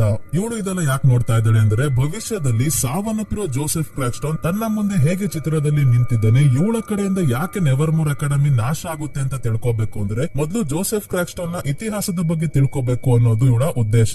ಆದ್ರೆ ಈ ಜಾಗದಲ್ಲಿ ಏನೂ ಇಲ್ಲ. ಈ ಊರಲ್ಲಿ ಇದ್ದ ಒರಿಜಿನಲ್ ಮೀಟಿಂಗ್ ಹೌಸ್ ಅಂದ್ರೆ 17ನೇ ಶತಮಾನದ ಮೀಟಿಂಗ್ ಹೌಸ್ ಎಲ್ಲಿದೆ ಅಂತ ಟೈಲರ್ ಗೆ ವಿಚಾರಿಸಿದಾಗ ಕೊನೆಗೂ ಇವನಿಂದ ಒರಿಜಿನಲ್ ಮೀಟಿಂಗ್ ಹೌಸ್ ಎಲ್ಲಿದೆ ಅಂತ ಗೊತ್ತಾಯ್ತು. ಕಾಡಿನಲ್ಲಿ ಇರೋ ಈ ಮೀಟಿಂಗ್ ಹೌಸ್ ನ ಡೋರ್ ಟಚ್ ಮಾಡಿದಾಗ ಇವಳಿಗೆ ಒಂದು ವಿಷನ್ ಕಾಣುತ್ತೆ. 17ನೇ ಶತಮಾನದಲ್ಲಿ ಪಿಲಿಗ್ರಿಮ್ಸ್ ಎಲ್ಲರೂ ಒಬ್ಬೊಬ್ಬರಾಗೆ ಬಂದು ಸೆಟಲ್ ಆದ್ಮೇಲೆ ನೋಡ್ತಿದ್ದಂಗೆ ಇಲ್ಲಿನ ಸ್ಥಳೀಯ ನಿವಾಸಿಗಳ ಭೂಮಿಯನ್ನ ಕಿತ್ಕೊಂಡು ತುಂಬಾನೇ ತೊಂದರೆ ಕೊಡೋಕೆ ಶುರು ಮಾಡ್ತಾರೆ. ಪಿಲಿಗ್ರಿಮ್ಸ್ ನ ಲೀಡರ್ ಜೋಸೆಫ್ ಕ್ರಾಕ್ಸ್ಟೋನ್ ಇಲ್ಲಿನ ಸ್ಥಳೀಯರನ್ನ ತನ್ನ ಕಡೆ ಸೇರಿಸಿಕೊಂಡು ಔಟ್ಕಾಸ್ಟ್ ಗಳನ್ನ ಮಾತ್ರ ಕೊಲ್ಬೇಕು, ಅವರು ಒಳ್ಳೆಯವರಲ್ಲ ಅಂತ ಹೇಳಿ ಎಲ್ಲ ಔಟ್ಕಾಸ್ಟ್ ಗಳನ್ನ ಒಂದು ಬಿಲ್ಡಿಂಗ್ ಅಲ್ಲಿ ಬಂಧಿಸಿದಾನೆ. ಕೊನೆಯದಾಗಿ ಗುಡಿ ಆಡಮ್ಸ್ ಮಾಟಗಾತಿ ಆಗಿದ್ದಾಳೆ ಅಂತ ಹೇಳಿ ಇವಳನ್ನ ಕೂಡ ಬಿಲ್ಡಿಂಗ್ ಒಳಗೆ ಹಾಕಿ ಇಡೀ ಬಿಲ್ಡಿಂಗ್ ಗೆ ಬೆಂಕಿ ಹಚ್ಚಿದಾಗ ಗುಡಿ ಆಡಮ್ಸ್ ಅವರಮ್ಮ ನಮ್ಮನ್ನ ಚೈನ್ ಹಾಕಿ ಕಟ್ಟಾಕಿದ್ದಾರೆ, ನೀನಾದ್ರೂ ತಪ್ಪಿಸ್ಕೋ ಅಂದಾಗ ಇವಳೊಬ್ಳು ತಪ್ಪಿಸ್ಕೊಂಡಿರ್ತಾಳೆ, ಬೇರೆಯವರೆಲ್ಲ ಸಾವನ್ನಪ್ಪಿರ್ತಾರೆ. ಇಷ್ಟನ್ನ ವಿಷನ್ ಅಲ್ಲಿ ವೆನ್ಸ್ಡೇ ನೋಡಿ ಆದ್ಮೇಲೆ ಮತ್ತೆ ಆ ಮಾನ್ಸ್ಟರ್ ಇದೇ ಜಾಗದಲ್ಲಿ ಇರೋದನ್ನ ನೋಡ್ತಾಳೆ. ಆದ್ರೆ ಅದನ್ನ ಫಾಲೋ ಮಾಡೋ ಅಷ್ಟರಲ್ಲಿ ಎಲ್ಲಿ ಹೋಯ್ತು ಅದು ಅಂತ ಗೊತ್ತಾಗಲ್ಲ. ಈಗ್ಲೂ ಆ ಮಾನ್ಸ್ಟರ್ ಇವಳಿಗೆ ಏನು ಮಾಡಲ್ಲ. ಅದರ ಫುಟ್ ಪ್ರಿಂಟ್ಸ್ ನ ನೋಡಿದಾಗ ಹೋಗ್ತಾ ಹೋಗ್ತಾ ಆ ಮಾನ್ಸ್ಟರ್ ನ ಫುಟ್ ಪ್ರಿಂಟ್ಸ್ ಮನುಷ್ಯರ ಫುಟ್ ಪ್ರಿಂಟ್ಸ್ ಆಗಿದೆ. ಇದರಿಂದ ಇವಳಿಗೆ ಗೊತ್ತಾಯ್ತು ಈ ಮಾನ್ಸ್ಟರ್ ಕೂಡ ಔಟ್ ಕಾಸ್ಟೇ ಆಗಿದೆ, ವೆನ್ಸ್ಡೇ ಮನುಷ್ಯನೇ ಆಗಿದ್ದಾನೆ ಅಂತ. ಹಿಂದೆನೆ ಝೇವಿಯರ್ ಇಲ್ಲಿಗೆ ಬರ್ತಾನೆ. ಟೈಲರ್ ಜೊತೆ ಮಾತಾಡ್ಬೇಕಾದ್ರೆ ಇಲ್ಲಿಗೆ ನೀನು ಬರ್ತಿದ್ಯಾ ಅಂತ ಗೊತ್ತಾಯ್ತು, ಅದಕ್ಕೆ ಬಂದೆ ಅಂತ ಇವನೇನೋ ಹೇಳ್ದ. ಆದ್ರೆ ವೆನ್ಸ್ಡೇಗೆ ಇವನೇ ಮಾನ್ಸ್ಟರ್ ಆಗಿರ್ಬೋದಾ ಅಂತ ಡೌಟ್ ಬರ್ತಾ ಇದೆ. ಆಮೇಲೆ ಜೋಸೆಫ್ ಕ್ರಾಕ್ಸ್ಟನ್ ನ ಸ್ಟ್ಯಾಚು ಅನ್ನ ಮೇಯರ್ ಉದ್ಘಾಟನೆ ಮಾಡ್ತಿದ್ದಾರೆ. ಈ ಫಂಕ್ಷನ್ ಅಲ್ಲಿ ವೆನ್ಸ್ಡೇ ಮ್ಯೂಸಿಕ್ ನುಡಿಸ್ತಾ ಇದ್ದಾಳೆ. ಆದ್ರೆ ಜೋಸೆಫ್ ಕ್ರಾಕ್ಸ್ಟನ್ ನ ಮೇಲಿರೋ ಕೋಪಕ್ಕೆ ತಿಂಗೆ ಹೇಳಿ ಸ್ವಲ್ಪ ದೊಡ್ಡದಾಗೆ ಉದ್ಘಾಟನೆ ಮಾಡಿಸ್ತಾಳೆ. ಸ್ಟ್ಯಾಚು ಇರೋ ಜಾಗದಲ್ಲಿ ಬ್ಲಾಸ್ಟ್ ಮಾಡಿ. ಜನರು, ಮೇಯರ್ ಮತ್ತೆ ಪ್ರಿನ್ಸಿಪಲ್ ವಿಮ್ಸ್ ಎಲ್ಲ ಕಿರ್ಚಾಡ್ಕೊಂಡು ಓಡ್ ಹೋಗ್ತಿದ್ರು ಕೂಡ ವೆನ್ಸ್ಡೇ ಒಬ್ಳೆ ಕುತ್ಕೊಂಡು ಮ್ಯೂಸಿಕ್ ನುಡಿಸ್ತಾ ಇದ್ದಾಳೆ. ಇನ್ನೊಬ್ಬ ಫ್ರಂಟ್ ಚೇರ್ ಅಲ್ಲೇ ಮಲಗಿದ್ದವನು ಇಷ್ಟೆಲ್ಲ ಆದ್ರೂ ಎಚ್ಚರಿಕೆನೆ ಆಗಿಲ್ಲ. ಇನ್ನೊಂದ್ ಕಡೆ ಕಾಡಿನಲ್ಲಿ ಇರೋ ರಿಯಲ್ ಮೀಟಿಂಗ್ ಹೌಸ್ ಅಲ್ಲಿ ಒಬ್ಬ ಮನೆ ಇಲ್ದೇ ಇರೋ ಭಿಕ್ಷುಕ ವಾಸವಾಗಿರ್ತಾನೆ. ಇವನು ಕ್ಯಾಮ್ರಾವನ್ನ ಕತ್ಕೊಂಡ್ ಬಂದು ಇದ್ ಹೇಗೆ ವರ್ಕ್ ಆಗುತ್ತೆ ಅಂತ ನೋಡ್ಬೇಕಾದ್ರೆ ಆ ಮಾನ್ಸ್ಟರ್ ಬಂದು ಇವನ ಮೇಲೆ ದಾಳಿ ಮಾಡುತ್ತೆ. ಕ್ಯಾಮ್ರಾ ಕೆಳಗೆ ಬಿದ್ದಾಗ ಇದು ಆಟೋಮೆಟಿಕ್ ಆಗಿ ಫೋಟೋ ತೆಕ್ಕೊಳ್ಳುತ್ತೆ. ಶೆರೀಫ್ ಇಲ್ಲಿಗೆ ಬಂದಾಗ ಕ್ಯಾಮ್ರಾ ಕ್ಲಿಕ್ ಮಾಡಿರೋ ಫೋಟೋ ನೋಡಿ ಗಾಬರಿ ಆಗೋಗ್ತಾರೆ. ಇವ್ರಿಗೆ ಗೊತ್ತಿರುತ್ತೆ ಮಾನ್ಸ್ಟರ್ ಇದೆ ಅಂತ, ಆದ್ರೆ ಹೇಗಿದೆ ಅಂತ ಮೊದಲನೇ ಬಾರಿ ನೋಡ್ತಾರೆ. ನಂತರ ವೆನ್ಸ್ಡೇ ಹಾಸ್ಪಿಟಲ್ ನ ಶವಗಾರಕ್ಕೆ ಬರ್ತಾಳೆ. ಮಾನ್ಸ್ಟರ್ ಸಾಯಿಸಿರೋ ಜನರ ಡೆಡ್ ಬಾಡಿನ ನೋಡೋಕೆ. ಥಿಂಗ್ ಮಾನ್ಸ್ಟರ್ ಕೈಗೆ ಸಿಗಾಕೊಂಡು ಸಾವನ್ನಪ್ಪಿರೋರ ಡೀಟೇಲ್ಸ್ ಇರೋ ಡಾಕ್ಯುಮೆಂಟ್ಸ್ ನ ಜೆರಾಕ್ಸ್ ತಗೊಂಡ್ ಬಂದಾಗ ವೆನ್ಸ್ಡೇಗೆ ಗೊತ್ತಾಗುತ್ತೆ ಮಾನ್ಸ್ಟರ್ ಏನೋ ಎಲ್ಲರನ್ನ ಸಾಯಿಸಿದೆ. ಆದ್ರೆ ಆಮೇಲೆ ಯಾರೋ ಸತ್ತಿರೋರ ಬೇರೆ ಬೇರೆ ಬಾಡಿ ಪಾರ್ಟ್ಸ್ ನ ನೀಟಾಗಿ ಕಟ್ ಮಾಡ್ಕೊಂಡು ಹೋಗಿದ್ದಾರೆ ಅಂತ. ವೆನ್ಸ್ಡೇಗೆ ಅನ್ಸುತ್ತೆ ಮಾನ್ಸ್ಟರ್ ಮನುಷ್ಯ ಆದ್ಮೇಲೆ ಕಟ್ ಮಾಡ್ಕೊಂಡು ಹೋಗಿರ್ಬೋದು ಅಂತ, ಆದ್ರೆ ಯಾಕೆ ಅಂತ ಗೊತ್ತಾಗ್ತಿಲ್ಲ. ಇದೇ ಡೌಟ್ ಹಾಸ್ಪಿಟಲ್ ನ ಡಾಕ್ಟರ್ ಅನ್ವರ್ಗೂ ಕೂಡ ಬಂದಿದೆ. ಶರೀಫ್ಗೆ ಈ ವಿಷಯ ತಿಳಿಸ್ತಾರೆ ಕೂಡ. ಮುಂದಿನ ದಿನ ವೆನ್ಸ್ಡೇ ಝೇವಿಯರ್ ನ ಕತ್ತಿನ ಮೇಲೆ ಪರ್ಚಿರೋ ಗಾಯವನ್ನ ನೋಡಿ ಇವನೇ ಮಾನ್ಸ್ಟರ್ ಅಂತ ಇವಳಿಗೆ ಮೊದಲೇ ಡೌಟ್ ಇತ್ತಲ್ಲ, ಅದಕ್ಕೆ ಮಾನ್ಸ್ಟರ್ ಆಗಿದ್ದಾಗ ಇವನೇ ಕೆರ್ಕೊಳಕ್ ಹೋಗಿ ಪರ್ಚ್ಕೊಂಡಿರ್ಬೇಕು ನೋಡೋಣ ಅಂತ ಝೇವಿಯರ್ ನ ಫಾಲೋ ಮಾಡ್ಕೊಂಡು ಒಂದು ಶೆಡ್ ಹತ್ರ ಬರ್ತಾಳೆ. ಝೇವಿಯರ್ ಅವಾಗವಾಗ ಈ ಶೆಡ್ ಬಳಿ ಬರ್ತಾನಲ್ಲ ಅಂತ ಒಳಗೆ ಬಂದು ನೋಡಿದ್ರೆ ಇಲ್ಲಿ ಬರೀ ಮಾನ್ಸ್ಟರ್ ಗಳ ಪೇಂಟಿಂಗ್ ಸ್ಕೆಚ್ ಗಳನ್ನ ಮಾಡಿದ್ದಾನೆ. ಯಾರು ಮಾನ್ಸ್ಟರ್ ನ ನೋಡೇ ಇಲ್ಲ ಅಂದ್ರೆ ಇವನಿಗೆ ಹೇಗೆ ಮಾನ್ಸ್ಟರ್ ಹೇಗಿದೆ ಅಂತ ಗೊತ್ತಾಯ್ತು. ಇವನೇ ಮಾನ್ಸ್ಟರ್ ಅದಕ್ಕೆ ಗೊತ್ತು ಅಂತ ಅನ್ಕೊಂತಾಳೆ ವೆನ್ಸ್ಡೇ. ಜೊತೆಗೆ ಶನಿವಾರ ರೇವನ್ ಡ್ಯಾನ್ಸ್ ಪಾರ್ಟಿ ಇದೆ. ಅಲ್ಲಿಗೆ ಹುಡುಗ ಹುಡುಗಿ ಜೊತೆಗೆ ಡ್ಯಾನ್ಸ್ ಮಾಡೋಕೆ ಹೋಗ್ತಾರೆ. ಆ ಡ್ಯಾನ್ಸ್ ಗೆ ಝೇವಿಯರ್ ಜೊತೆ ಹೋಗೋಕೆ ಡಿಸೈಡ್ ಮಾಡ್ತಾಳೆ. ಇವನ ಹತ್ರ ಇದ್ರೆ ಇವನ ಬಂಡವಾಳ ಗೊತ್ತಾಗುತ್ತೆ ಅಂತ. ಮತ್ತೆ ರೇವನ್ ಡ್ಯಾನ್ಸ್ ಗೆ ವೆನ್ಸ್ಡೇ ಝೇವಿಯರ್ ಜೊತೆ ಹೋಗ್ತಿದ್ದಾಳೆ ಅಂತ ಗೊತ್ತಾಗಿ ಟೈಲರ್ ಗೆ ತುಂಬಾನೇ ಬೇಜಾರಾಗುತ್ತೆ. ಯಾಕಂದ್ರೆ ಇವನು ವೆನ್ಸ್ಡೇನ ಪ್ರೀತಿಸ್ತಾ ಇದ್ದಾನೆ. ಇವಳಿಗೆ ಎಲ್ಲಾ ರೀತಿಯ ಹೆಲ್ಪ್ ಮಾಡ್ತಿದ್ರು, ಕೇರ್ ಮಾಡ್ತಿದ್ರು, ತನ್ನನ್ನ ಮೂಸು ನೋಡ್ತಿಲ್ವಲ್ಲ ಅಂತ ಟೈಲರ್ ಗೆ ದುಃಖ ಆಗ್ತಿದೆ. ವೆನ್ಸ್ಡೇ ಯೋಜಿನ ಹತ್ರ ಬಂದಿದ್ದಾಳೆ. ಜೊತೆಗೆ ಝೇವಿಯರ್ ಮಾಡಿರೋ ಸ್ಕೆಚಸ್ ನ ಕೂಡ ತಂದಿದ್ದಾಳೆ. ಒಂದು ಸ್ಕೆಚ್ ಅನ್ನ ನೋಡಿ ಈ ಮಾನ್ಸ್ಟರ್ ನಿಂತಿರೋ ಜಾಗವನ್ನ ನಾನು ಮೊದಲೇ ಕಾಡಿನಲ್ಲಿ ನೋಡಿದ್ದೀನಿ ಅಂತ ಒಂದು ಗುಹೆ ಹತ್ರ ಕರ್ಕೊಂಡ್ ಬರ್ತಾನೆ. ಈ ಗುಹೆ ಒಳಗೆ ತುಂಬಾನೇ ಮೂಳೆಗಳು, ಯಾರನ್ನೋ ಕಟ್ಟಾಕೋಕೆ ಚೈನ್ ಎಲ್ಲ ಇದೆ. ಮುಖ್ಯವಾಗಿ ಇಲ್ಲಿ ಮಾನ್ಸ್ಟರ್ ನ ಉಗುರು ಸಿಗುತ್ತೆ. ಅಂದ್ರೆ ಮಾನ್ಸ್ಟರ್ ಇಲ್ಲಿಗೆ ಅವಾಗವಾಗ ಬರುತ್ತೆ ಅಂತ ಕನ್ಫರ್ಮ್ ಆಯ್ತು. ಮತ್ತೆ ಉಗುರು ಸಿಕ್ತಲ್ಲ, ಝೇವಿಯರ್ ಮಾನ್ಸ್ಟರ್ ಅಂತ ಕನ್ಫರ್ಮ್ ಮಾಡ್ಕೊಳ್ಳೋಕೆ ಮತ್ತೆ ಶೆಡ್ ಗೆ ಬರ್ತಾಳೆ. ಝೇವಿಯರ್ ಕತ್ತನ್ನ ಪರ್ಚ್ಕೊಂಡಾಗ ರಕ್ತವನ್ನ ಬಟ್ಟೆಯಲ್ಲಿ ಒರೆಸ್ಕೊಂಡಿರ್ತಾನೆ. ಆ ಬಟ್ಟೆಯನ್ನ ವೆನ್ಸ್ಡೇ ತಗೊಂಡಾದ್ಮೇಲೆ ಇಲ್ಲಿಗೆ ಝೇವಿಯರ್ ಬರ್ತಾನೆ. ಝೇವಿಯರ್ ಗೆ ಕನ್ಸಲ್ಲಿ ಮಾನ್ಸ್ಟರ್ ಪದೇ ಪದೇ ಕಾಣಿಸ್ಕೊಂತಾ ಇರುತ್ತೆ. ಅದಕ್ಕೆ ಕನ್ಸಲ್ಲಿ ಏನ್ ನೋಡ್ತಾನೋ ಅದನ್ನೇ ಸ್ಕೆಚ್ ಮಾಡ್ತಿದ್ದಾನೆ. ಇವನಿಗೆ ಮೊದ್ಲೇ ಹೇಳ್ದಂಗೆ ಸ್ಕೆಚ್ ನ ಜೀವಂತಗೊಳಿಸೋ ಶಕ್ತಿ ಇದೆಯಲ್ಲ, ಆ ಶಕ್ತಿಯನ್ನ ಕಂಟ್ರೋಲ್ ಮಾಡೋಕೆ ಇವನ್ಗೆ ಬರುತ್ತೆ. ಆದ್ರೆ ಮಾನ್ಸ್ಟರ್ ನ ಡ್ರಾ ಮಾಡಿದಾಗ ಅದು ಜೀವಂತವಾಗಿ ಇವನ ಕತ್ತನ್ನ ಪರಿಚಿದೆ. ತನ್ನನ್ನ ಪದೇ ಪದೇ ಮಾನ್ಸ್ಟರ್ ನ ರೀತಿ ನೋಡ್ತಾ ಇರೋದ್ರಿಂದ ಝೇವಿಯರ್ಗೂ ತುಂಬಾನೇ ಬೇಜಾರಾಗಿ, ನೀನು ನಿನ್ನನ್ನ ಬಿಟ್ಟು ಬೇರೆ ಯಾರನ್ನು ಕೇರೆ ಮಾಡಲ್ಲ, ಇದಕ್ಕೆ ನನಗೆ ಡ್ಯಾನ್ಸ್ ಪಾರ್ಟಿಗೆ ಕರೆದಿದ್ದು ಅಂತ ಬೈದು ಕಳಿಸ್ತಾನೆ. ಯಾಕೆ ಅಂದ್ರೆ ಇವನು ಕೂಡ ಇವಳನ್ನ ಇಷ್ಟಪಡ್ತಾ ಇದ್ದಾನೆ. ಒಂದು ತ್ರಿಕೋಣ ಪ್ರೇಮ ಕತೆ. ಹಿಂದೆನೆ ಶರೀಫ್ ಹತ್ರ ವೆನ್ಸ್ಡೇ ಬಂದು ಉಗುರು ಮತ್ತೆ ಬಟ್ಟೆಯಲ್ಲಿರೋ ರಕ್ತದ DNA ಟೆಸ್ಟ್ ಮಾಡ್ಸೋಕೆ ಹೇಳ್ತಾಳೆ. ಮ್ಯಾಚ್ ಆದ್ರೆ ಯಾರು ಮಾನ್ಸ್ಟರ್ ಅಂತ ಹೇಳ್ತೀನಿ ಅಂದಾಗ ಇದು ಮಾಡೇ ಬಿಡೋಣ ಅಂತ ಶರೀಫ್ ಒಪ್ಕೊಂತಾರೆ. ಶನಿವಾರ ಇನ್ನೇನು ರೇವನ್ ಡ್ಯಾನ್ಸ್ ಪಾರ್ಟಿಗೆ ಹೋಗಲ್ವಲ್ಲ ಅಂತ ಯೂಜಿನ್ ಜೊತೆ ಆ ಗುಹೆ ಹತ್ರ ಮಾನ್ಸ್ಟರ್ ಬರುತ್ತಾ ಅಂತ ನೋಡೋಕೆ ಹೋಗೋ ಪ್ಲಾನ್ ಮಾಡ್ತಾಳೆ ವೆನ್ಸ್ಡೇ. ಆದ್ರೆ ಥಿಂಗ್ ಸುಮ್ನೆ ಇಲ್ದಲೆ ಟೈಪ್ ರೈಟರ್ ಅಲ್ಲಿ ಡ್ಯಾನ್ಸ್ ಪಾರ್ಟಿಗೆ ವೆನ್ಸ್ಡೇ ಟೈಲರ್ ಅನ್ನ ಇನ್ವೈಟ್ ಮಾಡಿರೋ ಹಾಗೆ ಮೆಸೇಜ್ ನ ಟೈಪ್ ಮಾಡಿ ಟೈಲರ್ ಗೆ ಕೊಟ್ಟು ಬರುತ್ತೆ. ರಾತ್ರಿ ಎಲ್ಲರೂ ರೇವನ್ ಡ್ಯಾನ್ಸ್ ಪಾರ್ಟಿಗೆ ಬರ್ತಾ ಇದ್ದಾರೆ. ಈ ನೀಡ್ ಏಜಾಕ್ಸ್ ನ ಬ್ಯಾಕ್ ಉರ್ಸೋಕೆ ಅಂತ ಮೇಯರ್ ನ ಮಗ ಲೂಕಸ್ ಜೊತೆ ಬಂದಿದ್ದಾಳೆ. ಬಿಯಾಂಕಾ ಝೇವಿಯರ್ ನ ಕರ್ಕೊಂಡ್ ಬಂದಿದ್ದಾಳೆ. ವೆನ್ಸ್ಡೇ ಯೂಜಿನ್ ಜೊತೆ ಕಾಡಿಗೆ ಹೋಗೋಷ್ಟ್ರಲ್ಲಿ ರೂಮ್ ಹೊರಗೆ ರೆಡಿಯಾಗಿ ಬಂದು ನಿಂತಿದ್ದಾನೆ ಟೈಲರ್. ಇದು ಥಿಂಗ್ ನ ಕೆಲಸ ಅಂತ ಗೊತ್ತಾಯ್ತು. ಡ್ಯಾನ್ಸ್ ಗೆ ಬರಲ್ಲ ಅಂದ್ರೆ ಟೈಲರ್ ಬೇಜಾರ್ ಮಾಡ್ಕೊಂತಾನೆ ಅಂತ ಹೇಳಿ ಮೊದ್ಲು ಯೂಜಿನ್ ಗೆ ನಾಳೆ ಗುಹೆ ಹತ್ರ ಹೋಗೋಣ, ಒಬ್ನೇ ಅಲ್ಲಿಗೆ ಹೋಗ್ಬೇಡ ಅಂತ ಟೈಲರ್ ಜೊತೆ ಪಾರ್ಟಿಗೆ ಬರ್ತಾಳೆ. ಪಾರ್ಟಿಯಲ್ಲಿ ವೆನ್ಸ್ಡೇ ಮಾಡೋ ಐಕಾನಿಕ್ ಡ್ಯಾನ್ಸ್ ಫುಲ್ ವೈರಲ್ ಆಗಿತ್ತು, ನಿಮ್ಗೆ ಗೊತ್ತೇ ಇರುತ್ತೆ. ಇವಳು ಟೈಲರ್ ಜೊತೆ ಡ್ಯಾನ್ಸ್ ಮಾಡ್ತಿರೋದನ್ನ ನೋಡಿ ಕೋಪಕ್ಕೆ ಝೇವಿಯರ್ ನ ಟೆಂಪರೇಚರ್ ಜಾಸ್ತಿ ಆಗ್ತಿದೆ. ಮೇಯರ್ ನ ಮಗ ಲೂಕಸ್ ದೊಡ್ಡದಾಗಿ ಪ್ಲಾನ್ ಮಾಡ್ಕೊಂಡು ಇಲ್ಲಿಗೆ ಬಂದಿದ್ದಾನೆ. ಈ ನೆವರ್ಮೋರ್ ಅಕಾಡೆಮಿ ಅವರು ಅವತ್ತು ಜೋಸೆಫ್ ಕ್ರಾಕ್ಸ್ಟನ್ ಸ್ಟ್ಯಾಚು ಉದ್ಘಾಟನೆ ದಿನ ಸ್ಟ್ಯಾಚುಗೆ ಬೆಂಕಿ ಹಾಕಿದ್ದು ಅಂತ ಸೇಡ್ ತೀರಿಸ್ಕೊಳ್ಳೋಕೆ ತನ್ನ ಫ್ರೆಂಡ್ಸ್ ಜೊತೆ ಒಂದು ವಾಟರ್ ಟ್ರಕ್ ಅಲ್ಲಿ ರೆಡ್ ಕಲರ್ ಪೇಂಟ್ ಮಿಕ್ಸ್ ಮಾಡಿರೋ ನೀರು ತಗೊಂಡ್ ಬಂದು ಪಾರ್ಟಿ ನಡೀತಾ ಇರೋ ಜಾಗದ ಸ್ಪ್ರಿಂಕ್ಲರ್ ಸಿಸ್ಟಮ್ ಗೆ ಕನೆಕ್ಟ್ ಮಾಡಿ ಆನ್ ಮಾಡ್ತಾನೆ. ಇದರಿಂದ ರಕ್ತದ ಮಳೆ ರೀತಿ ಕಾಣೋ ಪೇಂಟ್ ನ ಮಳೆ ಬರೋಕೆ ಶುರು ಆಯ್ತು. ಪಾರ್ಟಿ ಎಲ್ಲ ಹಾಳಾಯ್ತು. ಎಲ್ಲರೂ ಕಿರ್ಚಾಡ್ಕೊಂಡು ಓಡ್ಬೇಕಾದ್ರೆ ಯಾರೋ ವೆನ್ಸ್ಡೇನ ಗುದ್ಕೊಂಡು ಹೋಗ್ತಾರೆ, ಯಾರು ಅಂತ ಗೊತ್ತಾಗಲ್ಲ. ಆದ್ರೆ ಆ ಹುಡುಗ ಇವಳನ್ನ ಟಚ್ ಮಾಡ್ಕೊಂಡು ಹೋಗ್ತಿದ್ದಂಗೆ ಆಲ್ರೆಡಿ ಗುಹೆ ಹತ್ರ ಹೋಗಿರೋ ಯೂಜಿನ್ ಮೇಲೆ ಮಾನ್ಸ್ಟರ್ ದಾಳಿ ಮಾಡ್ತಿರೋ ಹಾಗೆ ವಿಷನ್ ಕಾಣಿಸಿದ್ರಿಂದ ತಕ್ಷಣ ಯೂಜಿನ್ ನ ಕಾಪಾಡೋಕೆ ಹೊರಡ್ತಾಳೆ ವೆನ್ಸ್ಡೇ. ಅದೇ ಇನ್ನೊಂದ್ ಕಡೆ ಯೂಜಿನ್ ಗುಹೆಯ ಹೊರಗೆ ನಿಂತಿದ್ದಾಗ ಯಾರೋ ಕಪ್ಪು ಬಟ್ಟೆ ಹಾಕಿರೋ ಒಬ್ರು ಬಂದು ಗುಹೆಯನ್ನ ನಾಶ ಮಾಡೋಕೆ ಬ್ಲಾಸ್ಟ್ ಮಾಡಿ ಹೋಗ್ತಾ ಇದ್ದಾರೆ. ಹೋಗ್ಬೇಕಾದ್ರೆ ಯೂಜಿನ್ ನ ನೋಡ್ಬಿಡ್ತಾರೆ. ಅದಕ್ಕೆ ಗಾಬರಿಯಾಗಿ ಯೂಜಿನ್ ಓಡೋಕೆ ಶುರು ಮಾಡಿದಾಗ ವೆನ್ಸ್ಡೇ ಬರೋ ಅಷ್ಟರಲ್ಲೇ ಮಾನ್ಸ್ಟರ್ ಬಂದು ಯೂಜಿನ್ ಮೇಲೆ ದಾಳಿ ಮಾಡಿ ಹೋಗುತ್ತೆ. ಹಿಂದೆನೆ ವೆನ್ಸ್ಡೇ ಬಂದು ಯೂಜಿನ್ ನ ಹಾಸ್ಪಿಟಲ್ಗೆ ಸೇರಿಸ್ತಾಳೆ, ಇನ್ನು ಬದುಕಿದ್ದಾನೆ ಹೇಗೋ. ನಂತರ ವೆನ್ಸ್ಡೇ ತನ್ನ ತಂದೆ ಬಗ್ಗೆ ಕೂಡ ತಿಳ್ಕೊಳ್ಳೋಕೆ ಪ್ರಯತ್ನ ಪಡ್ತಾ ಇದ್ದಾಳೆ. ಟೈಲರ್ ತನ್ನ ತಂದೆಗೆ ಕಾಣ್ದಂಗೆ ಇವಳಿಗೆ ಗೋಮೆಸ್ ನ ಫೈಲ್ಸ್ ತಂದು ಕೊಟ್ಟಿದ್ದಾನೆ. ಇದರಲ್ಲಿ ಡೀಟೇಲ್ಸ್ ಚೆಕ್ ಮಾಡಿದಾಗ ಗೊತ್ತಾಯ್ತು, ಸೇಮ್ ವೆನ್ಸ್ಡೇ ನ ಹೇಗೆ ಟೈಲರ್ ಮತ್ತೆ ಝೇವಿಯರ್ ಇಬ್ರು ಇಷ್ಟ ಪಡ್ತಾ ಇದ್ರು, ಅದೇ ರೀತಿ ಇವಳ ಪೇರೆಂಟ್ಸ್ ನೆವರ್ಮೋರ್ ಅಲ್ಲಿ ಇದ್ದಾಗ ಮಾರ್ಟಿಸಿಯಾಳನ್ನ ಗೋಮೆಸ್ ಮತ್ತೆ ಗ್ಯಾರೆಟ್ ಅನ್ನೋ ಹುಡುಗ ಇಷ್ಟ ಪಡ್ತಾ ಇರ್ತಾರೆ. ಒಂದಿನ ಮಾರ್ಟಿಸಿಯಾಳ ವಿಷಯದಲ್ಲಿ ಸ್ಕೂಲ್ ನ ಫಸ್ಟ್ ಫ್ಲೋರ್ ಅಲ್ಲಿ ಗೋಮೆಸ್ ಮತ್ತೆ ಗ್ಯಾರೆಟ್ ನ ನಡುವೆ ಜಗಳ ಆಗಿ ಗೋಮೆಸ್ ಕತ್ತಿಯಿಂದ ಗ್ಯಾರೆಟ್ ಗೆ ಚುಚ್ಚಿ ಕೆಳಗೆ ಬೀಳ್ಸಿರ್ತಾನೆ. ಇದನ್ನ ಕಣ್ಣಾರೆ ನೋಡ್ತಾಳೆ ಈಗ ಪ್ರಿನ್ಸಿಪಲ್ ಆಗಿರೋ ವೀಮ್ಸ್. ಈಗ ಮೇಯರ್ ಆಗಿರೋ ವ್ಯಕ್ತಿ ಆಗ ಶೆರೀಫ್ ಆಗಿದ್ದ. ಗೋಮೆಸ್ ಕೊಲೆ ಮಾಡಿದ್ದು ಅಂತ ಶೆರೀಫ್ ಗೆ ಹೇಳಿರ್ತಾಳೆ ವೀಮ್ಸ್. ಯಾಕಂದ್ರೆ ವೀಮ್ಸ್ ಮಾರ್ಟಿಸಿಯಾಳನ್ನ ನೋಡಿ ಉರ್ಕೊಂತ ಇರ್ತಾಳೆ. ಸುಮ್ನೆ ಮೇಲ್ನೋಟಕ್ಕೆ ಇಬ್ರು ಫ್ರೆಂಡ್ಸ್ ತರ ಇದ್ದಾರೆ ಅಷ್ಟೇ. ಇಷ್ಟು ವಿಷಯ ಈಗ ವೆನ್ಸ್ಡೇಗೆ ಗೊತ್ತಾಯ್ತು.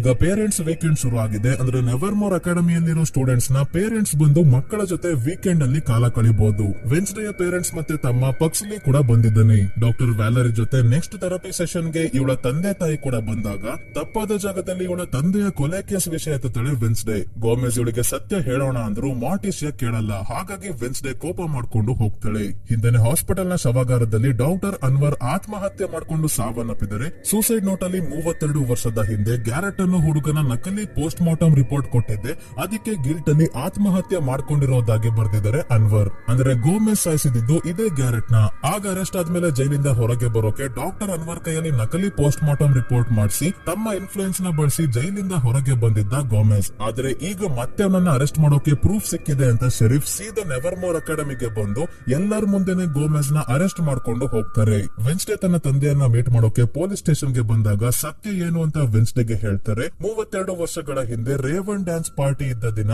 ಮಾರ್ಟಿಸಿಯಾ ಮತ್ತೆ ಗೋಮೆಸ್ ಇಬ್ರು ಸೈಡ್ ಗೆ ಹೋಗಿ ರೊಮ್ಯಾನ್ಸ್ ಮಾಡ್ಬೇಕಾದ್ರೆ ಗ್ಯಾರೆಟ್ ಇದನ್ನ ನೋಡಿ ತುಂಬಾನೇ ಕೋಪಗೊಂಡಿರ್ತಾನೆ.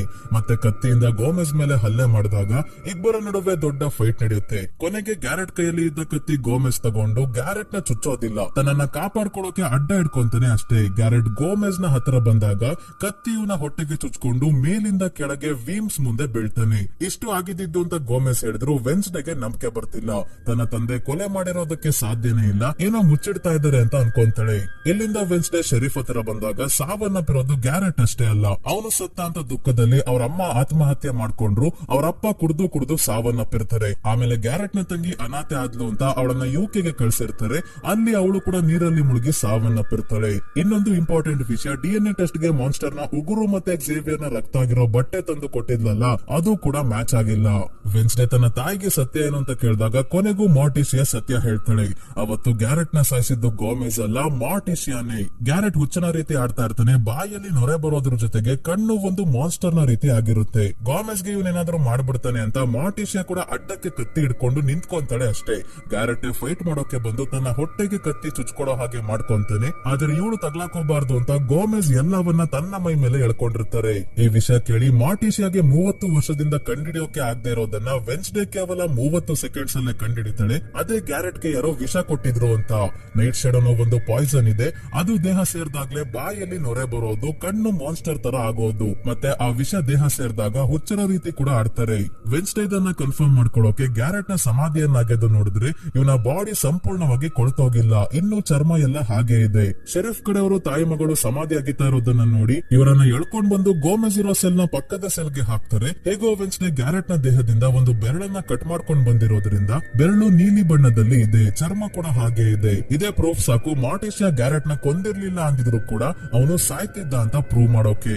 ಆದ್ರೆ ಈ ಬೆರಳನ್ನ ಟಚ್ ಮಾಡ್ತಿದ್ದಂಗೆ ವೆನ್ಸ್ಡೇಗೆ ಕಾಣಿಸಿದ್ದ ವಿಷನ್ ಇಂದ ಗೊತ್ತಾಯ್ತು ಗ್ಯಾರೆಟ್ ಬೇರೆ ಯಾರು ಅಲ್ಲ, ಜೋಸೆಫ್ ಕ್ರ್ಯಾಕ್ಸ್ಟನ್ ನ ಫ್ಯಾಮಿಲಿಗೆ ಸೇರಿದವನು. ಗ್ಯಾರೆಟ್ ಅವರಪ್ಪ ಗ್ಯಾರೆಟ್ ಗೆ ವಿಷದ ಬಾಟಲ್ ಕೊಟ್ಟು ರೇವನ್ ಡ್ಯಾನ್ಸ್ ಪಾರ್ಟಿಗೆ ಹೋಗಿ ಎಲ್ಲರ ಡ್ರಿಂಕ್ಸ್ ಅಲ್ಲಿ ಇದನ್ನ ಮಿಕ್ಸ್ ಮಾಡಿ ಕೊಲ್ಲೋಕೆ ಹೇಳಿರ್ತಾರೆ. ಆದ್ರೆ ಅದಕ್ಕಿಂತ ಮುಂಚೆನೆ ಗೋಮೆಸ್ ಜೊತೆ ಫೈಟ್ ಮಾಡ್ಬೇಕಾದ್ರೆ ಜೇಬಲ್ಲಿ ಇದ್ದ ವಿಷದ ಬಾಟಲ್ ಒಡೆದೋಗಿ ವಿಷ ಗ್ಯಾರೆಟ್ ನ ದೇಹ ಸೇರಿರುತ್ತೆ. ಈ ವಿಷಯ ಗೊತ್ತಾದ್ಮೇಲೆ ಮೇಯರ್ ಜೊತೆ ಮಾತಾಡ್ಬೇಕು ಅಂದಾಗ ವೆನ್ಸ್ಡೇ ಮತ್ತೆ ಮಾರ್ಟಿಸಿಯಾನ ಮಾತ್ರ ಕಳಿಸ್ತಾರೆ.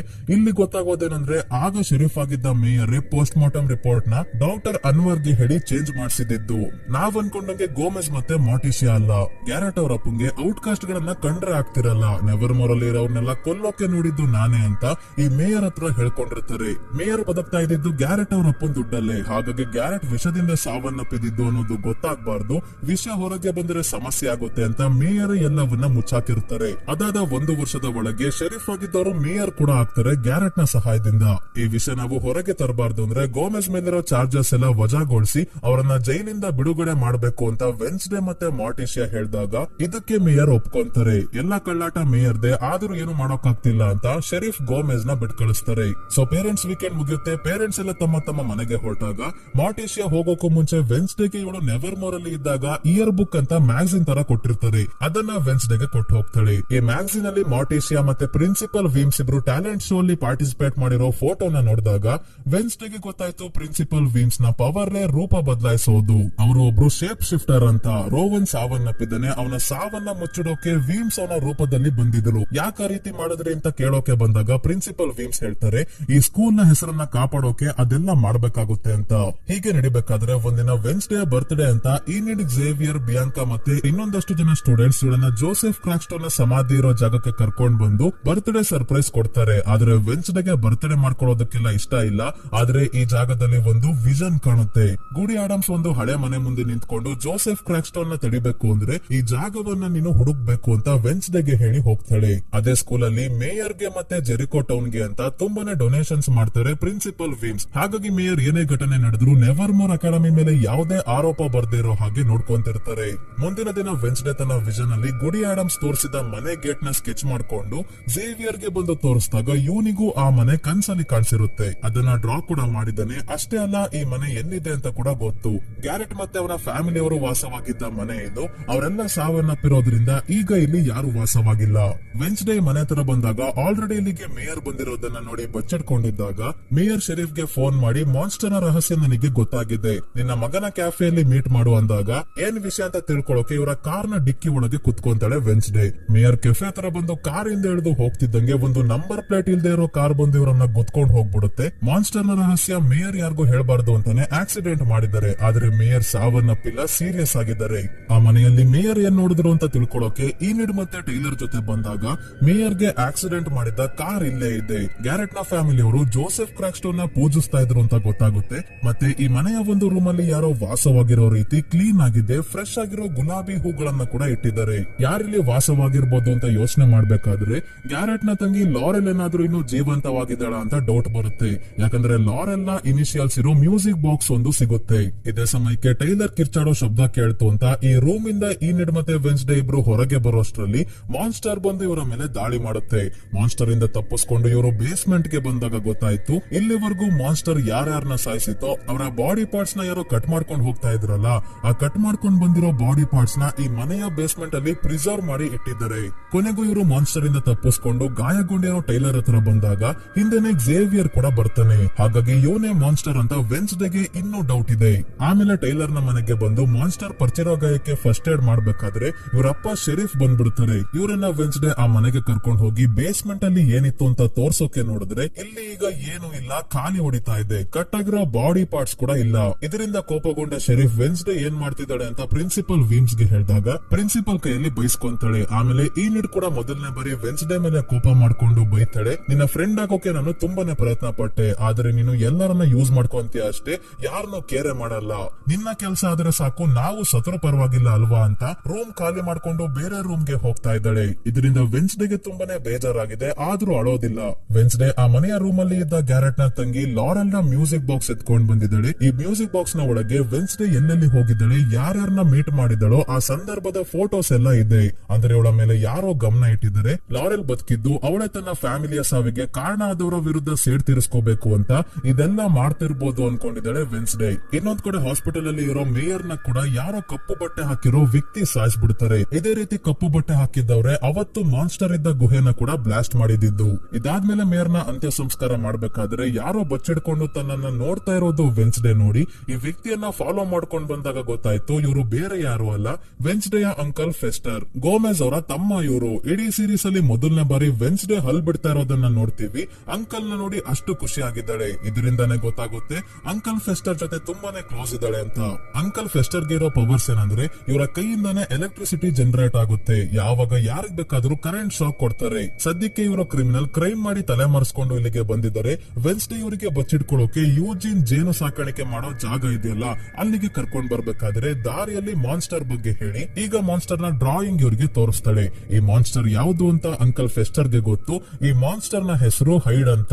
ಈ ಮಾನ್ಸ್ಟರ್ ಬಗ್ಗೆ ಇನ್ನಷ್ಟು ತಿಳ್ಕೋಬೇಕು ಅಂದ್ರೆ ನೆವರ್ಮೋರ್ ಅಕಾಡೆಮಿಯನ್ನ ಸ್ಥಾಪಿಸಿದ ನೆಥಾನಿಯಲ್ ಫಾಕ್ನರ್ ನ ಡೈರಿ ಚೆಕ್ ಮಾಡಬೇಕು. ಆ ಡೈರಿಯಲ್ಲಿ ತುಂಬಾನೇ ಮಾನ್ಸ್ಟರ್ ಗಳ ಬಗ್ಗೆ ಎಲ್ಲಾ ಡೀಟೇಲ್ಸ್ ಇದೆ. ಸ್ಕೂಲ್ ಅಲ್ಲಿ ನೈಟ್ ಶೆಡ್ ಸೊಸೈಟಿ ಅವರ ಸೀಕ್ರೆಟ್ ಜಾಗ ಇದೆಯಲ್ಲ ಆ ಜಾಗದಲ್ಲಿ ಒಂದು ಲಾಕರ್ ನ ಒಳಗೆ ಡೈರಿ ಇದೆ. ಥಿಂಗ್ ನ ಸಹಾಯದಿಂದ ವೆನ್ಸ್ಡೇ ಮತ್ತೆ ಅಂಕಲ್ ಇಬ್ರು ಲಾಕರ್ ನ ಓಪನ್ ಮಾಡಿ ಡೈರಿಯನ್ನ ಎತ್ಕೊಂಡ್ ಬಂದು ನೋಡಿದಾಗ ಹೈಡ್ ಒಂದೇ ಜನರನ್ನ ಸಾಯಿಸಲ್ಲ, ಸಾಯಿಸೋಕೆ ಯಾರಾದ್ರೂ ಹೈಡ್ ಗೆ ಆರ್ಡರ್ ಕೊಡ್ತಾರೆ. ಅಂದ್ರೆ ಹೈಡ್ ನ ಕಂಟ್ರೋಲ್ ಮಾಡೋ ಮಾಸ್ಟರ್ ಒಬ್ರು ಇದ್ದಾರೆ. ಈಗ ಹೈಡ್ ಅಷ್ಟೇ ಅಲ್ಲ, ಹೈಡ್ ನ ಕಂಟ್ರೋಲ್ ಮಾಡ್ತಿರೋರನ್ನ ಕೂಡ ಹುಡುಕ್ಬೇಕು. ನಂತರ ಝೇವಿಯರ್ ಡಾಕ್ಟರ್ ವ್ಯಾಲರಿಗೆ ಫೋನ್ ಮಾಡಿ ತಕ್ಷಣ ನಿಮ್ಮನ್ನ ಭೇಟಿ ಆಗ್ಬೇಕು ಅಂತ ಅರ್ಜೆಂಟ್ ಆಗಿ ಹೋಗ್ತಾ ಇದ್ದಾನೆ. ಹಿಂದೆನೆ ವೆನ್ಸ್ಡೇ ಮತ್ತೆ ಅಂಕಲ್ ಫೆಸ್ಟರ್ ಇಬ್ರು ಬೈಕ್ ಅಲ್ಲಿ ಅವನನ್ನ ಹಿಂಬಾಲಿಸ್ಕೊಂಡ್ ಬಂದಾಗ ಝೇವಿಯರ್ ಡಾಕ್ಟರ್ ವ್ಯಾಲರಿನ ಭೇಟಿಯಾಗಿ ಇವರ ಸಾವನ್ನ ತನ್ನ ಕನ್ಸಲ್ಲಿ ನೋಡಿದ ವಿಷಯ ಹೇಳ್ತಾ ಇದ್ದಾನೆ. ವೆನ್ಸ್ಡೇಗೆ ಈಗ ಡಾಕ್ಟರ್ ವ್ಯಾಲರಿ ಮೇಲೂ ಡೌಟ್ ಬರೋಕೆ ಶುರು ಆಯ್ತು. ಝೇವಿಯರ್ ಮಾನ್ಸ್ಟರ್ ಆದ್ರೆ ಡಾಕ್ಟರ್ ವ್ಯಾಲರಿ ಝೇವಿಯರ್ ನ ಕಂಟ್ರೋಲ್ ಮಾಡ್ತಿರೋ ಮಾಸ್ಟರ್ ಆಗಿರ್ಬೋದಾ ಅಂತ. ಆಮೇಲೆ ಟೈಲರ್ ವೆನ್ಸ್ಡೇ ನ ಡೇಟ್ ಗೆ ಕರೆದ ಅಂತ ಹೋಗಿ ವಾಪಸ್ ಬರೋಷ್ಟ್ರಲ್ಲಿ ತನ್ನ ರೂಮ್ ಅಲ್ಲಿ ಇದ್ದ ವಸ್ತುಗಳೆಲ್ಲ ಚೆಲ್ಲಾಪಿಲ್ಲಿ ಆಗಿದೆ. ಮತ್ತೆ ಇವಳು ತಗೊಂಡ್ ಬಂದಿದ್ದ ಡೈರಿನ ಕತ್ಕೊಂಡ್ ಹೋಗಿರೋದಷ್ಟೇ ಅಲ್ಲ, ತಿಂಗ್ಗೆ ಚಾಕು ಹಾಕಿ ಹೋಗಿದ್ದಾರೆ. ಗಾಬರಿ ಆದ ವೆನ್ಸ್ಡೇ ತಿಂಗ್ ನ ಎತ್ಕೊಂಡು ಅಂಕಲ್ ಫೆಸ್ಟರ್ ಹತ್ರ ಬಂದು ಕರೆಂಟ್ ಶಾಕ್ ಕೊಟ್ಟು ತಿಂಗ್ ನ ಜೀವಂತಗೊಳಿಸೋಕೆ ಹೇಳ್ತಾಳೆ. ಎಷ್ಟು ಸಲ ಶಾಕ್ ಕೊಟ್ಟರು ತಿಂಗ್ ಅಲ್ಲಾಡ್ತಾನೆ ಇಲ್ಲ. ಇಡೀ ಸೀರೀಸ್ ಅಲ್ಲಿ ಮೊದಲನೇ ಬಾರಿ ತುಂಬಾನೇ ಅಳ್ತಾಳೆ ವೆನ್ಸ್ಡೇ. ಆದ್ರೆ ಅಂಕಲ್ ಫೆಸ್ಟರ್ ಮತ್ತೆ ಶಾಕ್ ಕೊಡೋಕೆ ಟ್ರೈ ಮಾಡಿದಾಗ ಕೊನೆಗೂ ತಿಂಗ್ ಜೀವಂತಗೊಳ್ಳುತ್ತೆ. ತಿಂಗ್ಗೆ ಹಿಂದೆಯಿಂದ ಚಾಕು ಹಾಕಿರ್ತಾರೆ, ಯಾರು ಮಾಡಿದ್ದು ಅಂತ ಗೊತ್ತಿರಲ್ಲ. ಆದ್ರೆ ವೆನ್ಸ್ಡೇ ತಿಂಗ್ಗೆ ಈ ರೀತಿ ಮಾಡಿದವರಿಗೆ ಭೂಮಿ ಮೇಲೆನೆ ನರ್ಕ ಅನುಭವಿಸೋ ಹಾಗೆ ಮಾಡ್ತೀನಿ ಅಂತ ಪ್ರಾಮಿಸ್ ಮಾಡಿ ನಾಳೆನೆ ಅಂಕಲ್ ಫೆಸ್ಟರ್ ಗೆ ಇಲ್ಲಿಂದ ಹೋಗೋಕೆ ಹೇಳ್ತಾಳೆ. ಯಾಕಂದ್ರೆ ಅಂಕಲ್ ಫೆಸ್ಟರ್ ಸುಮ್ನೆ ಇಲ್ದಲೆ ಬ್ಯಾಂಕ್ ದರೋಡೆ ಮಾಡಿರೋದ್ರಿಂದ ಶೆರೀಫ್ ಇವರನ್ನ ಹುಡುಕ್ತಾ ಇದ್ದಾರೆ. ಆಮೇಲೆ ವೆನ್ಸ್ಡೇಗೆ ಗೊತ್ತಾಗುತ್ತೆ ಪ್ರಿನ್ಸಿಪಲ್ ವೀಮ್ಸ್ ಗೂ ಕೂಡ ಆ ಮಾನ್ಸ್ಟರ್ ಹೈಡ್ ಅಂತ ಗೊತ್ತಿತ್ತು. ಆದ್ರೆ ನೆವರ್ಮೋರ್ ಅಕಾಡೆಮಿಯಲ್ಲಿ ಹೈಡ್ ಯಾರು ಇಲ್ಲ. 30 ವರ್ಷಗಳ ಹಿಂದೆನೆ ಹೈಡ್ ಗಳು ತುಂಬಾನೇ ವೈಲೆಂಟ್ ಅಂತ ಬ್ಯಾನ್ ಮಾಡಿರ್ತಾರೆ. ಇನ್ನ ಮೇಯರ್ ನ ಮಗ ಲೂಕಸ್ ತನ್ನ ತಂದೆ ಲಾರೆಲ್ ಬಗ್ಗೆ ಇನ್ವೆಸ್ಟಿಗೇಟ್ ಮಾಡ್ತಾ ಇದ್ರು ಅಂತ ಅವಳ ಫೈಲ್ಸ್ ನ ತಂದು ಕೊಡ್ತಾನೆ.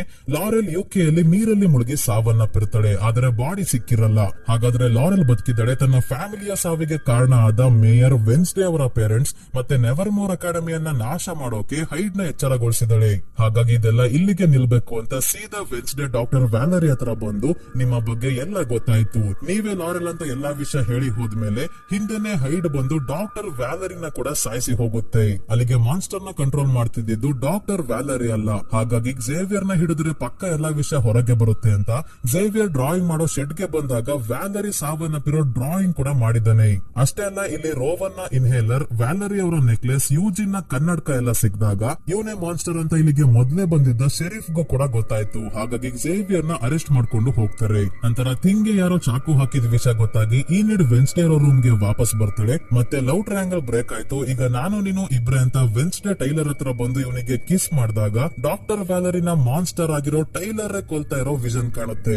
ಅಂದ್ರೆ ಮಾನ್ಸ್ಟರ್ ಝೇವಿಯರ್ ಅಲ್ಲ ಟೈಲರ್ ಅಂತ ವೆನ್ಸ್ಡೇಗೆ ಗೊತ್ತಾಗಿ ಶಾಕ್ ಅಲ್ಲಿ ಟೈಲರ್ ಗೂ ಏನು ಹೇಳ್ದಂಗೆ ಓಡ್ ಹೋಗ್ತಾಳೆ. ಮಾನ್ಸ್ಟರ್ ಇದ್ದ ಕಡೆ ಎಲ್ಲ ಝೇವಿಯರ್ ಬರ್ತಿದ್ದ ಅಷ್ಟೇ. ಆದ್ರೆ ವೆನ್ಸ್ಡೇ ಎಲ್ಲಿ ಹೋಗ್ತಾನೆ ಅಂತ ತಿಳ್ಕೊಂಡು ಮಾನ್ಸ್ಟರ್ ಆಗಿ ಅಲ್ಲಿಗೆ ಟೈಲರೇ ಬರ್ತಿದ್ದ.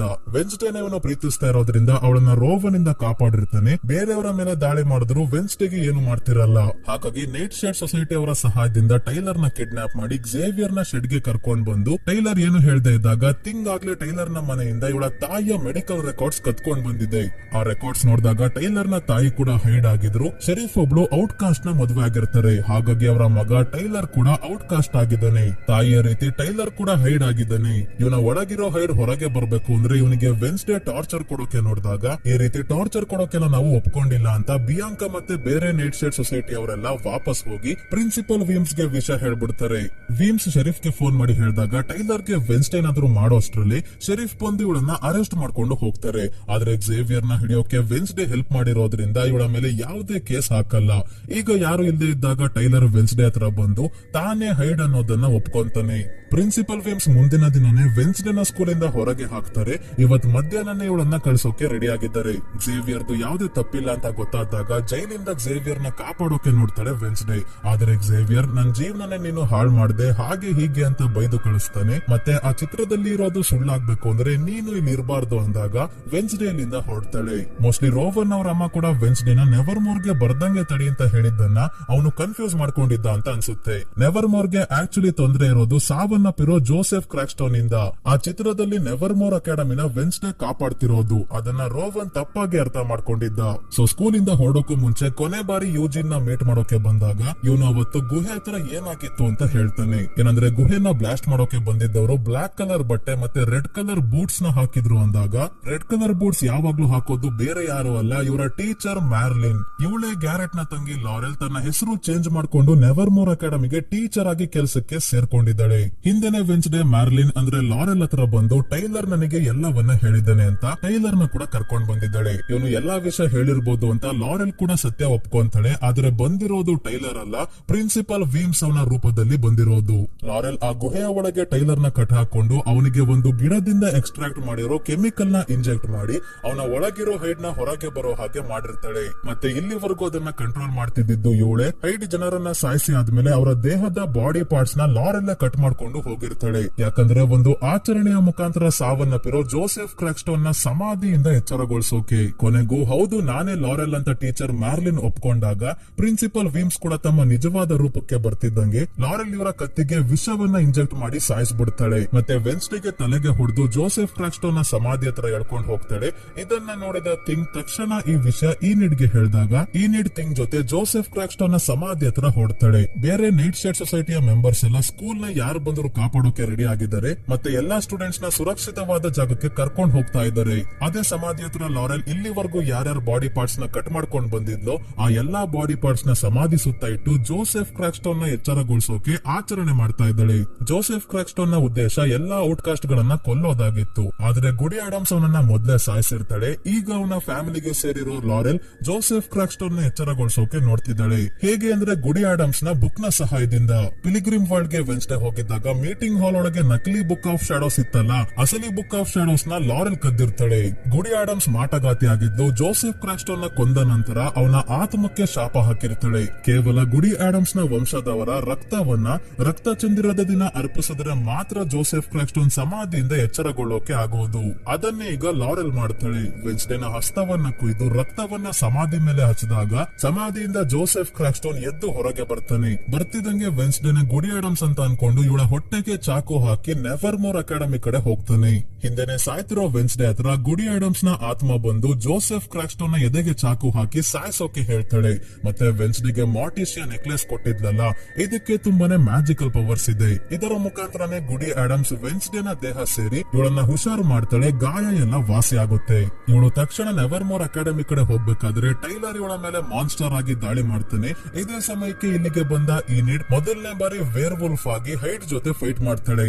ಇನ್ನೊಂದ್ ಕಡೆ ಶರೀಫ್ ಜೇವಿಯರ್ ನ ಕರ್ಕೊಂಡು ಕಾರಲ್ಲಿ ಎಲ್ಲೋ ಹೋಗ್ಬೇಕಾದ್ರೆ ತಮ್ಮ ಮಗ ಟೈಲರ್ ಎಲ್ಲಿದ್ದಾನೆ ಅಂತ ಮೊಬೈಲ್ ಅಲ್ಲಿ ಚೆಕ್ ಮಾಡ್ತಾರೆ. ಅಂದ್ರೆ ಟ್ರ್ಯಾಕ್ ಮಾಡ್ತಿದ್ದಾರೆ. ಹಾಗಾಗಿ ಅವನು ಕಾಡಲ್ಲಿ ಇರೋದು ಗೊತ್ತಾಗಿ ಅಲ್ಲೇನ್ ಮಾಡ್ತಿದ್ದಾನೆ ಅಂತ ಬಂದ್ರೆ ಮಾನ್ಸ್ಟರ್ ನ ನೋಡಿ ಶೂಟ್ ಮಾಡ್ತಾರೆ. ಈನಿಡ್ ಅಂದ್ರೆ ವೇರ್ ವುಲ್ಫ್ ಆಗಿರೋ ಈನಿಡ್ ಹೈಡ್ ಗೆ ಚೆನ್ನಾಗಿ ಹೊಡೆದು ಹೋಗ್ತಾಳೆ. ಈಗ ಹೈಡ್ ಟೈಲರ್ ಆದಾಗ ಇದನ್ನ ನೋಡಿ ಶಾಕ್ ಆಗೋಗ್ತಾರೆ ಶರೀಫ್. ಅದೇ ಕಾರಲ್ಲಿರೋ ಝೇವಿಯರ್ ಗೆ ಥಿಂಗ್ ಹೊರಗೆ ಬರೋಕೆ ಸಹಾಯ ಮಾಡುತ್ತೆ. ಆಗ್ಲೇ ಸ್ಕೂಲ್ ಒಳಗೆ ಬಂದಿರೋ ಜೋಸೆಫ್ ಕ್ರಾಕ್ಸ್ಟೋನ್ ಎಲ್ಲರ ಮೇಲೂ ದಾಳಿ ಮಾಡಬೇಕಾದ್ರೆ ವೆನ್ಸ್ಡೇ ಕತ್ತಿ ಎತ್ಕೊಂಡ್ ಬಂದು ಇವನ ಜೊತೆ ಫೈಟ್ ಮಾಡಿ ಕೊನೆಗೂ ಜೋಸೆಫ್ ಕ್ರಾಕ್ಸ್ಟೋನ್ ನ ಎದೆಗೆ ಕತ್ತಿಯಿಂದ ಚುಚ್ಚಿ ನಾಶ ಮಾಡ್ಬಿಡ್ತಾಳೆ. ಈಗ ಉಳಿದಿರೋದು ಲಾರೆಲ್ ಮಾತ್ರ. ಇವಳು ಗನ್ ಎತ್ಕೊಂಡ್ ಬಂದು ವೆನ್ಸ್ಡೇಗೆ ಶೂಟ್ ಮಾಡೋಕೆ ನೋಡಿದಾಗ ಯೂಜಿನ್ ತನ್ನ ಜೇನು ಹುಳುಗಳ ಆರ್ಮಿನ ಕರ್ಕೊಂಡ್ ಬಂದು ಲಾರೆಲ್ ನ ತಡಿತಾನೆ. ಆಮೇಲೆ ಈನಿಡ್ ವಾಪಸ್ ಬಂದಾಗ ಮೊದಲನೇ ಬಾರಿ ವೆನ್ಸ್ಡೇ ಈನಿಡ್ ನ ತಪ್ಕೊಂತಾಳೆ.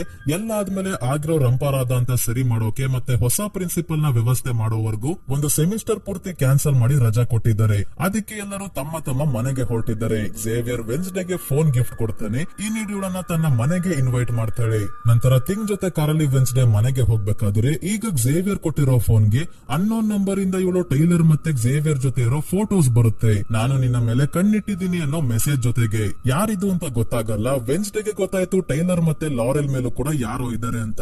ಅದೇ ಟೈಲರ್ ಮಾನ್ಸ್ಟರ್ ಅಂತ ಗೊತ್ತಾದ್ಮೇಲೆ ಕೈ ಕಾಲ್ಗೆಲ್ಲ ಚೈನ್ ಹಾಕೊಂಡು ಪೊಲೀಸ್ ಅವರು ಒಂದು ಟ್ರಕ್ ಅಲ್ಲಿ ಅವನನ್ನ ಕರ್ಕೊಂಡು ಹೋಗ್ಬೇಕಾದ್ರೆ ಮತ್ತೆ ಮಾನ್ಸ್ಟರ್ ಆಗಿ ಬದಲಾಗ್ತಾನೆ. ಇಲ್ಲಿಗೆ ಈ ಸೀರೀಸ್ ಮುಗಿಯುತ್ತೆ ಸ್ನೇಹಿತರೆ. ಈ ವಿಡಿಯೋ ನಿಮ್ಗೆ ಹೇಗೆ ಅನಿಸ್ತು ಅಂತ ಕಮೆಂಟ್ ಮಾಡಿ ತಿಳಿಸಿ. ವಿಡಿಯೋ ಇಷ್ಟ ಆಗಿದ್ರೆ ಲೈಕ್ ಮಾಡಿ, ಹಾಗೆ ಹೈಪ್ ಕೂಡ ಮಾಡಿ ಸ್ನೇಹಿತರೆ. ಇದೇ ರೀತಿಯ ವಿಡಿಯೋವಿನೊಂದಿಗೆ ಮತ್ತೆ ನಿಮ್ಮನ್ನ ಭೇಟಿ ಆಗ್ತೀನಿ. ಧನ್ಯವಾದಗಳು.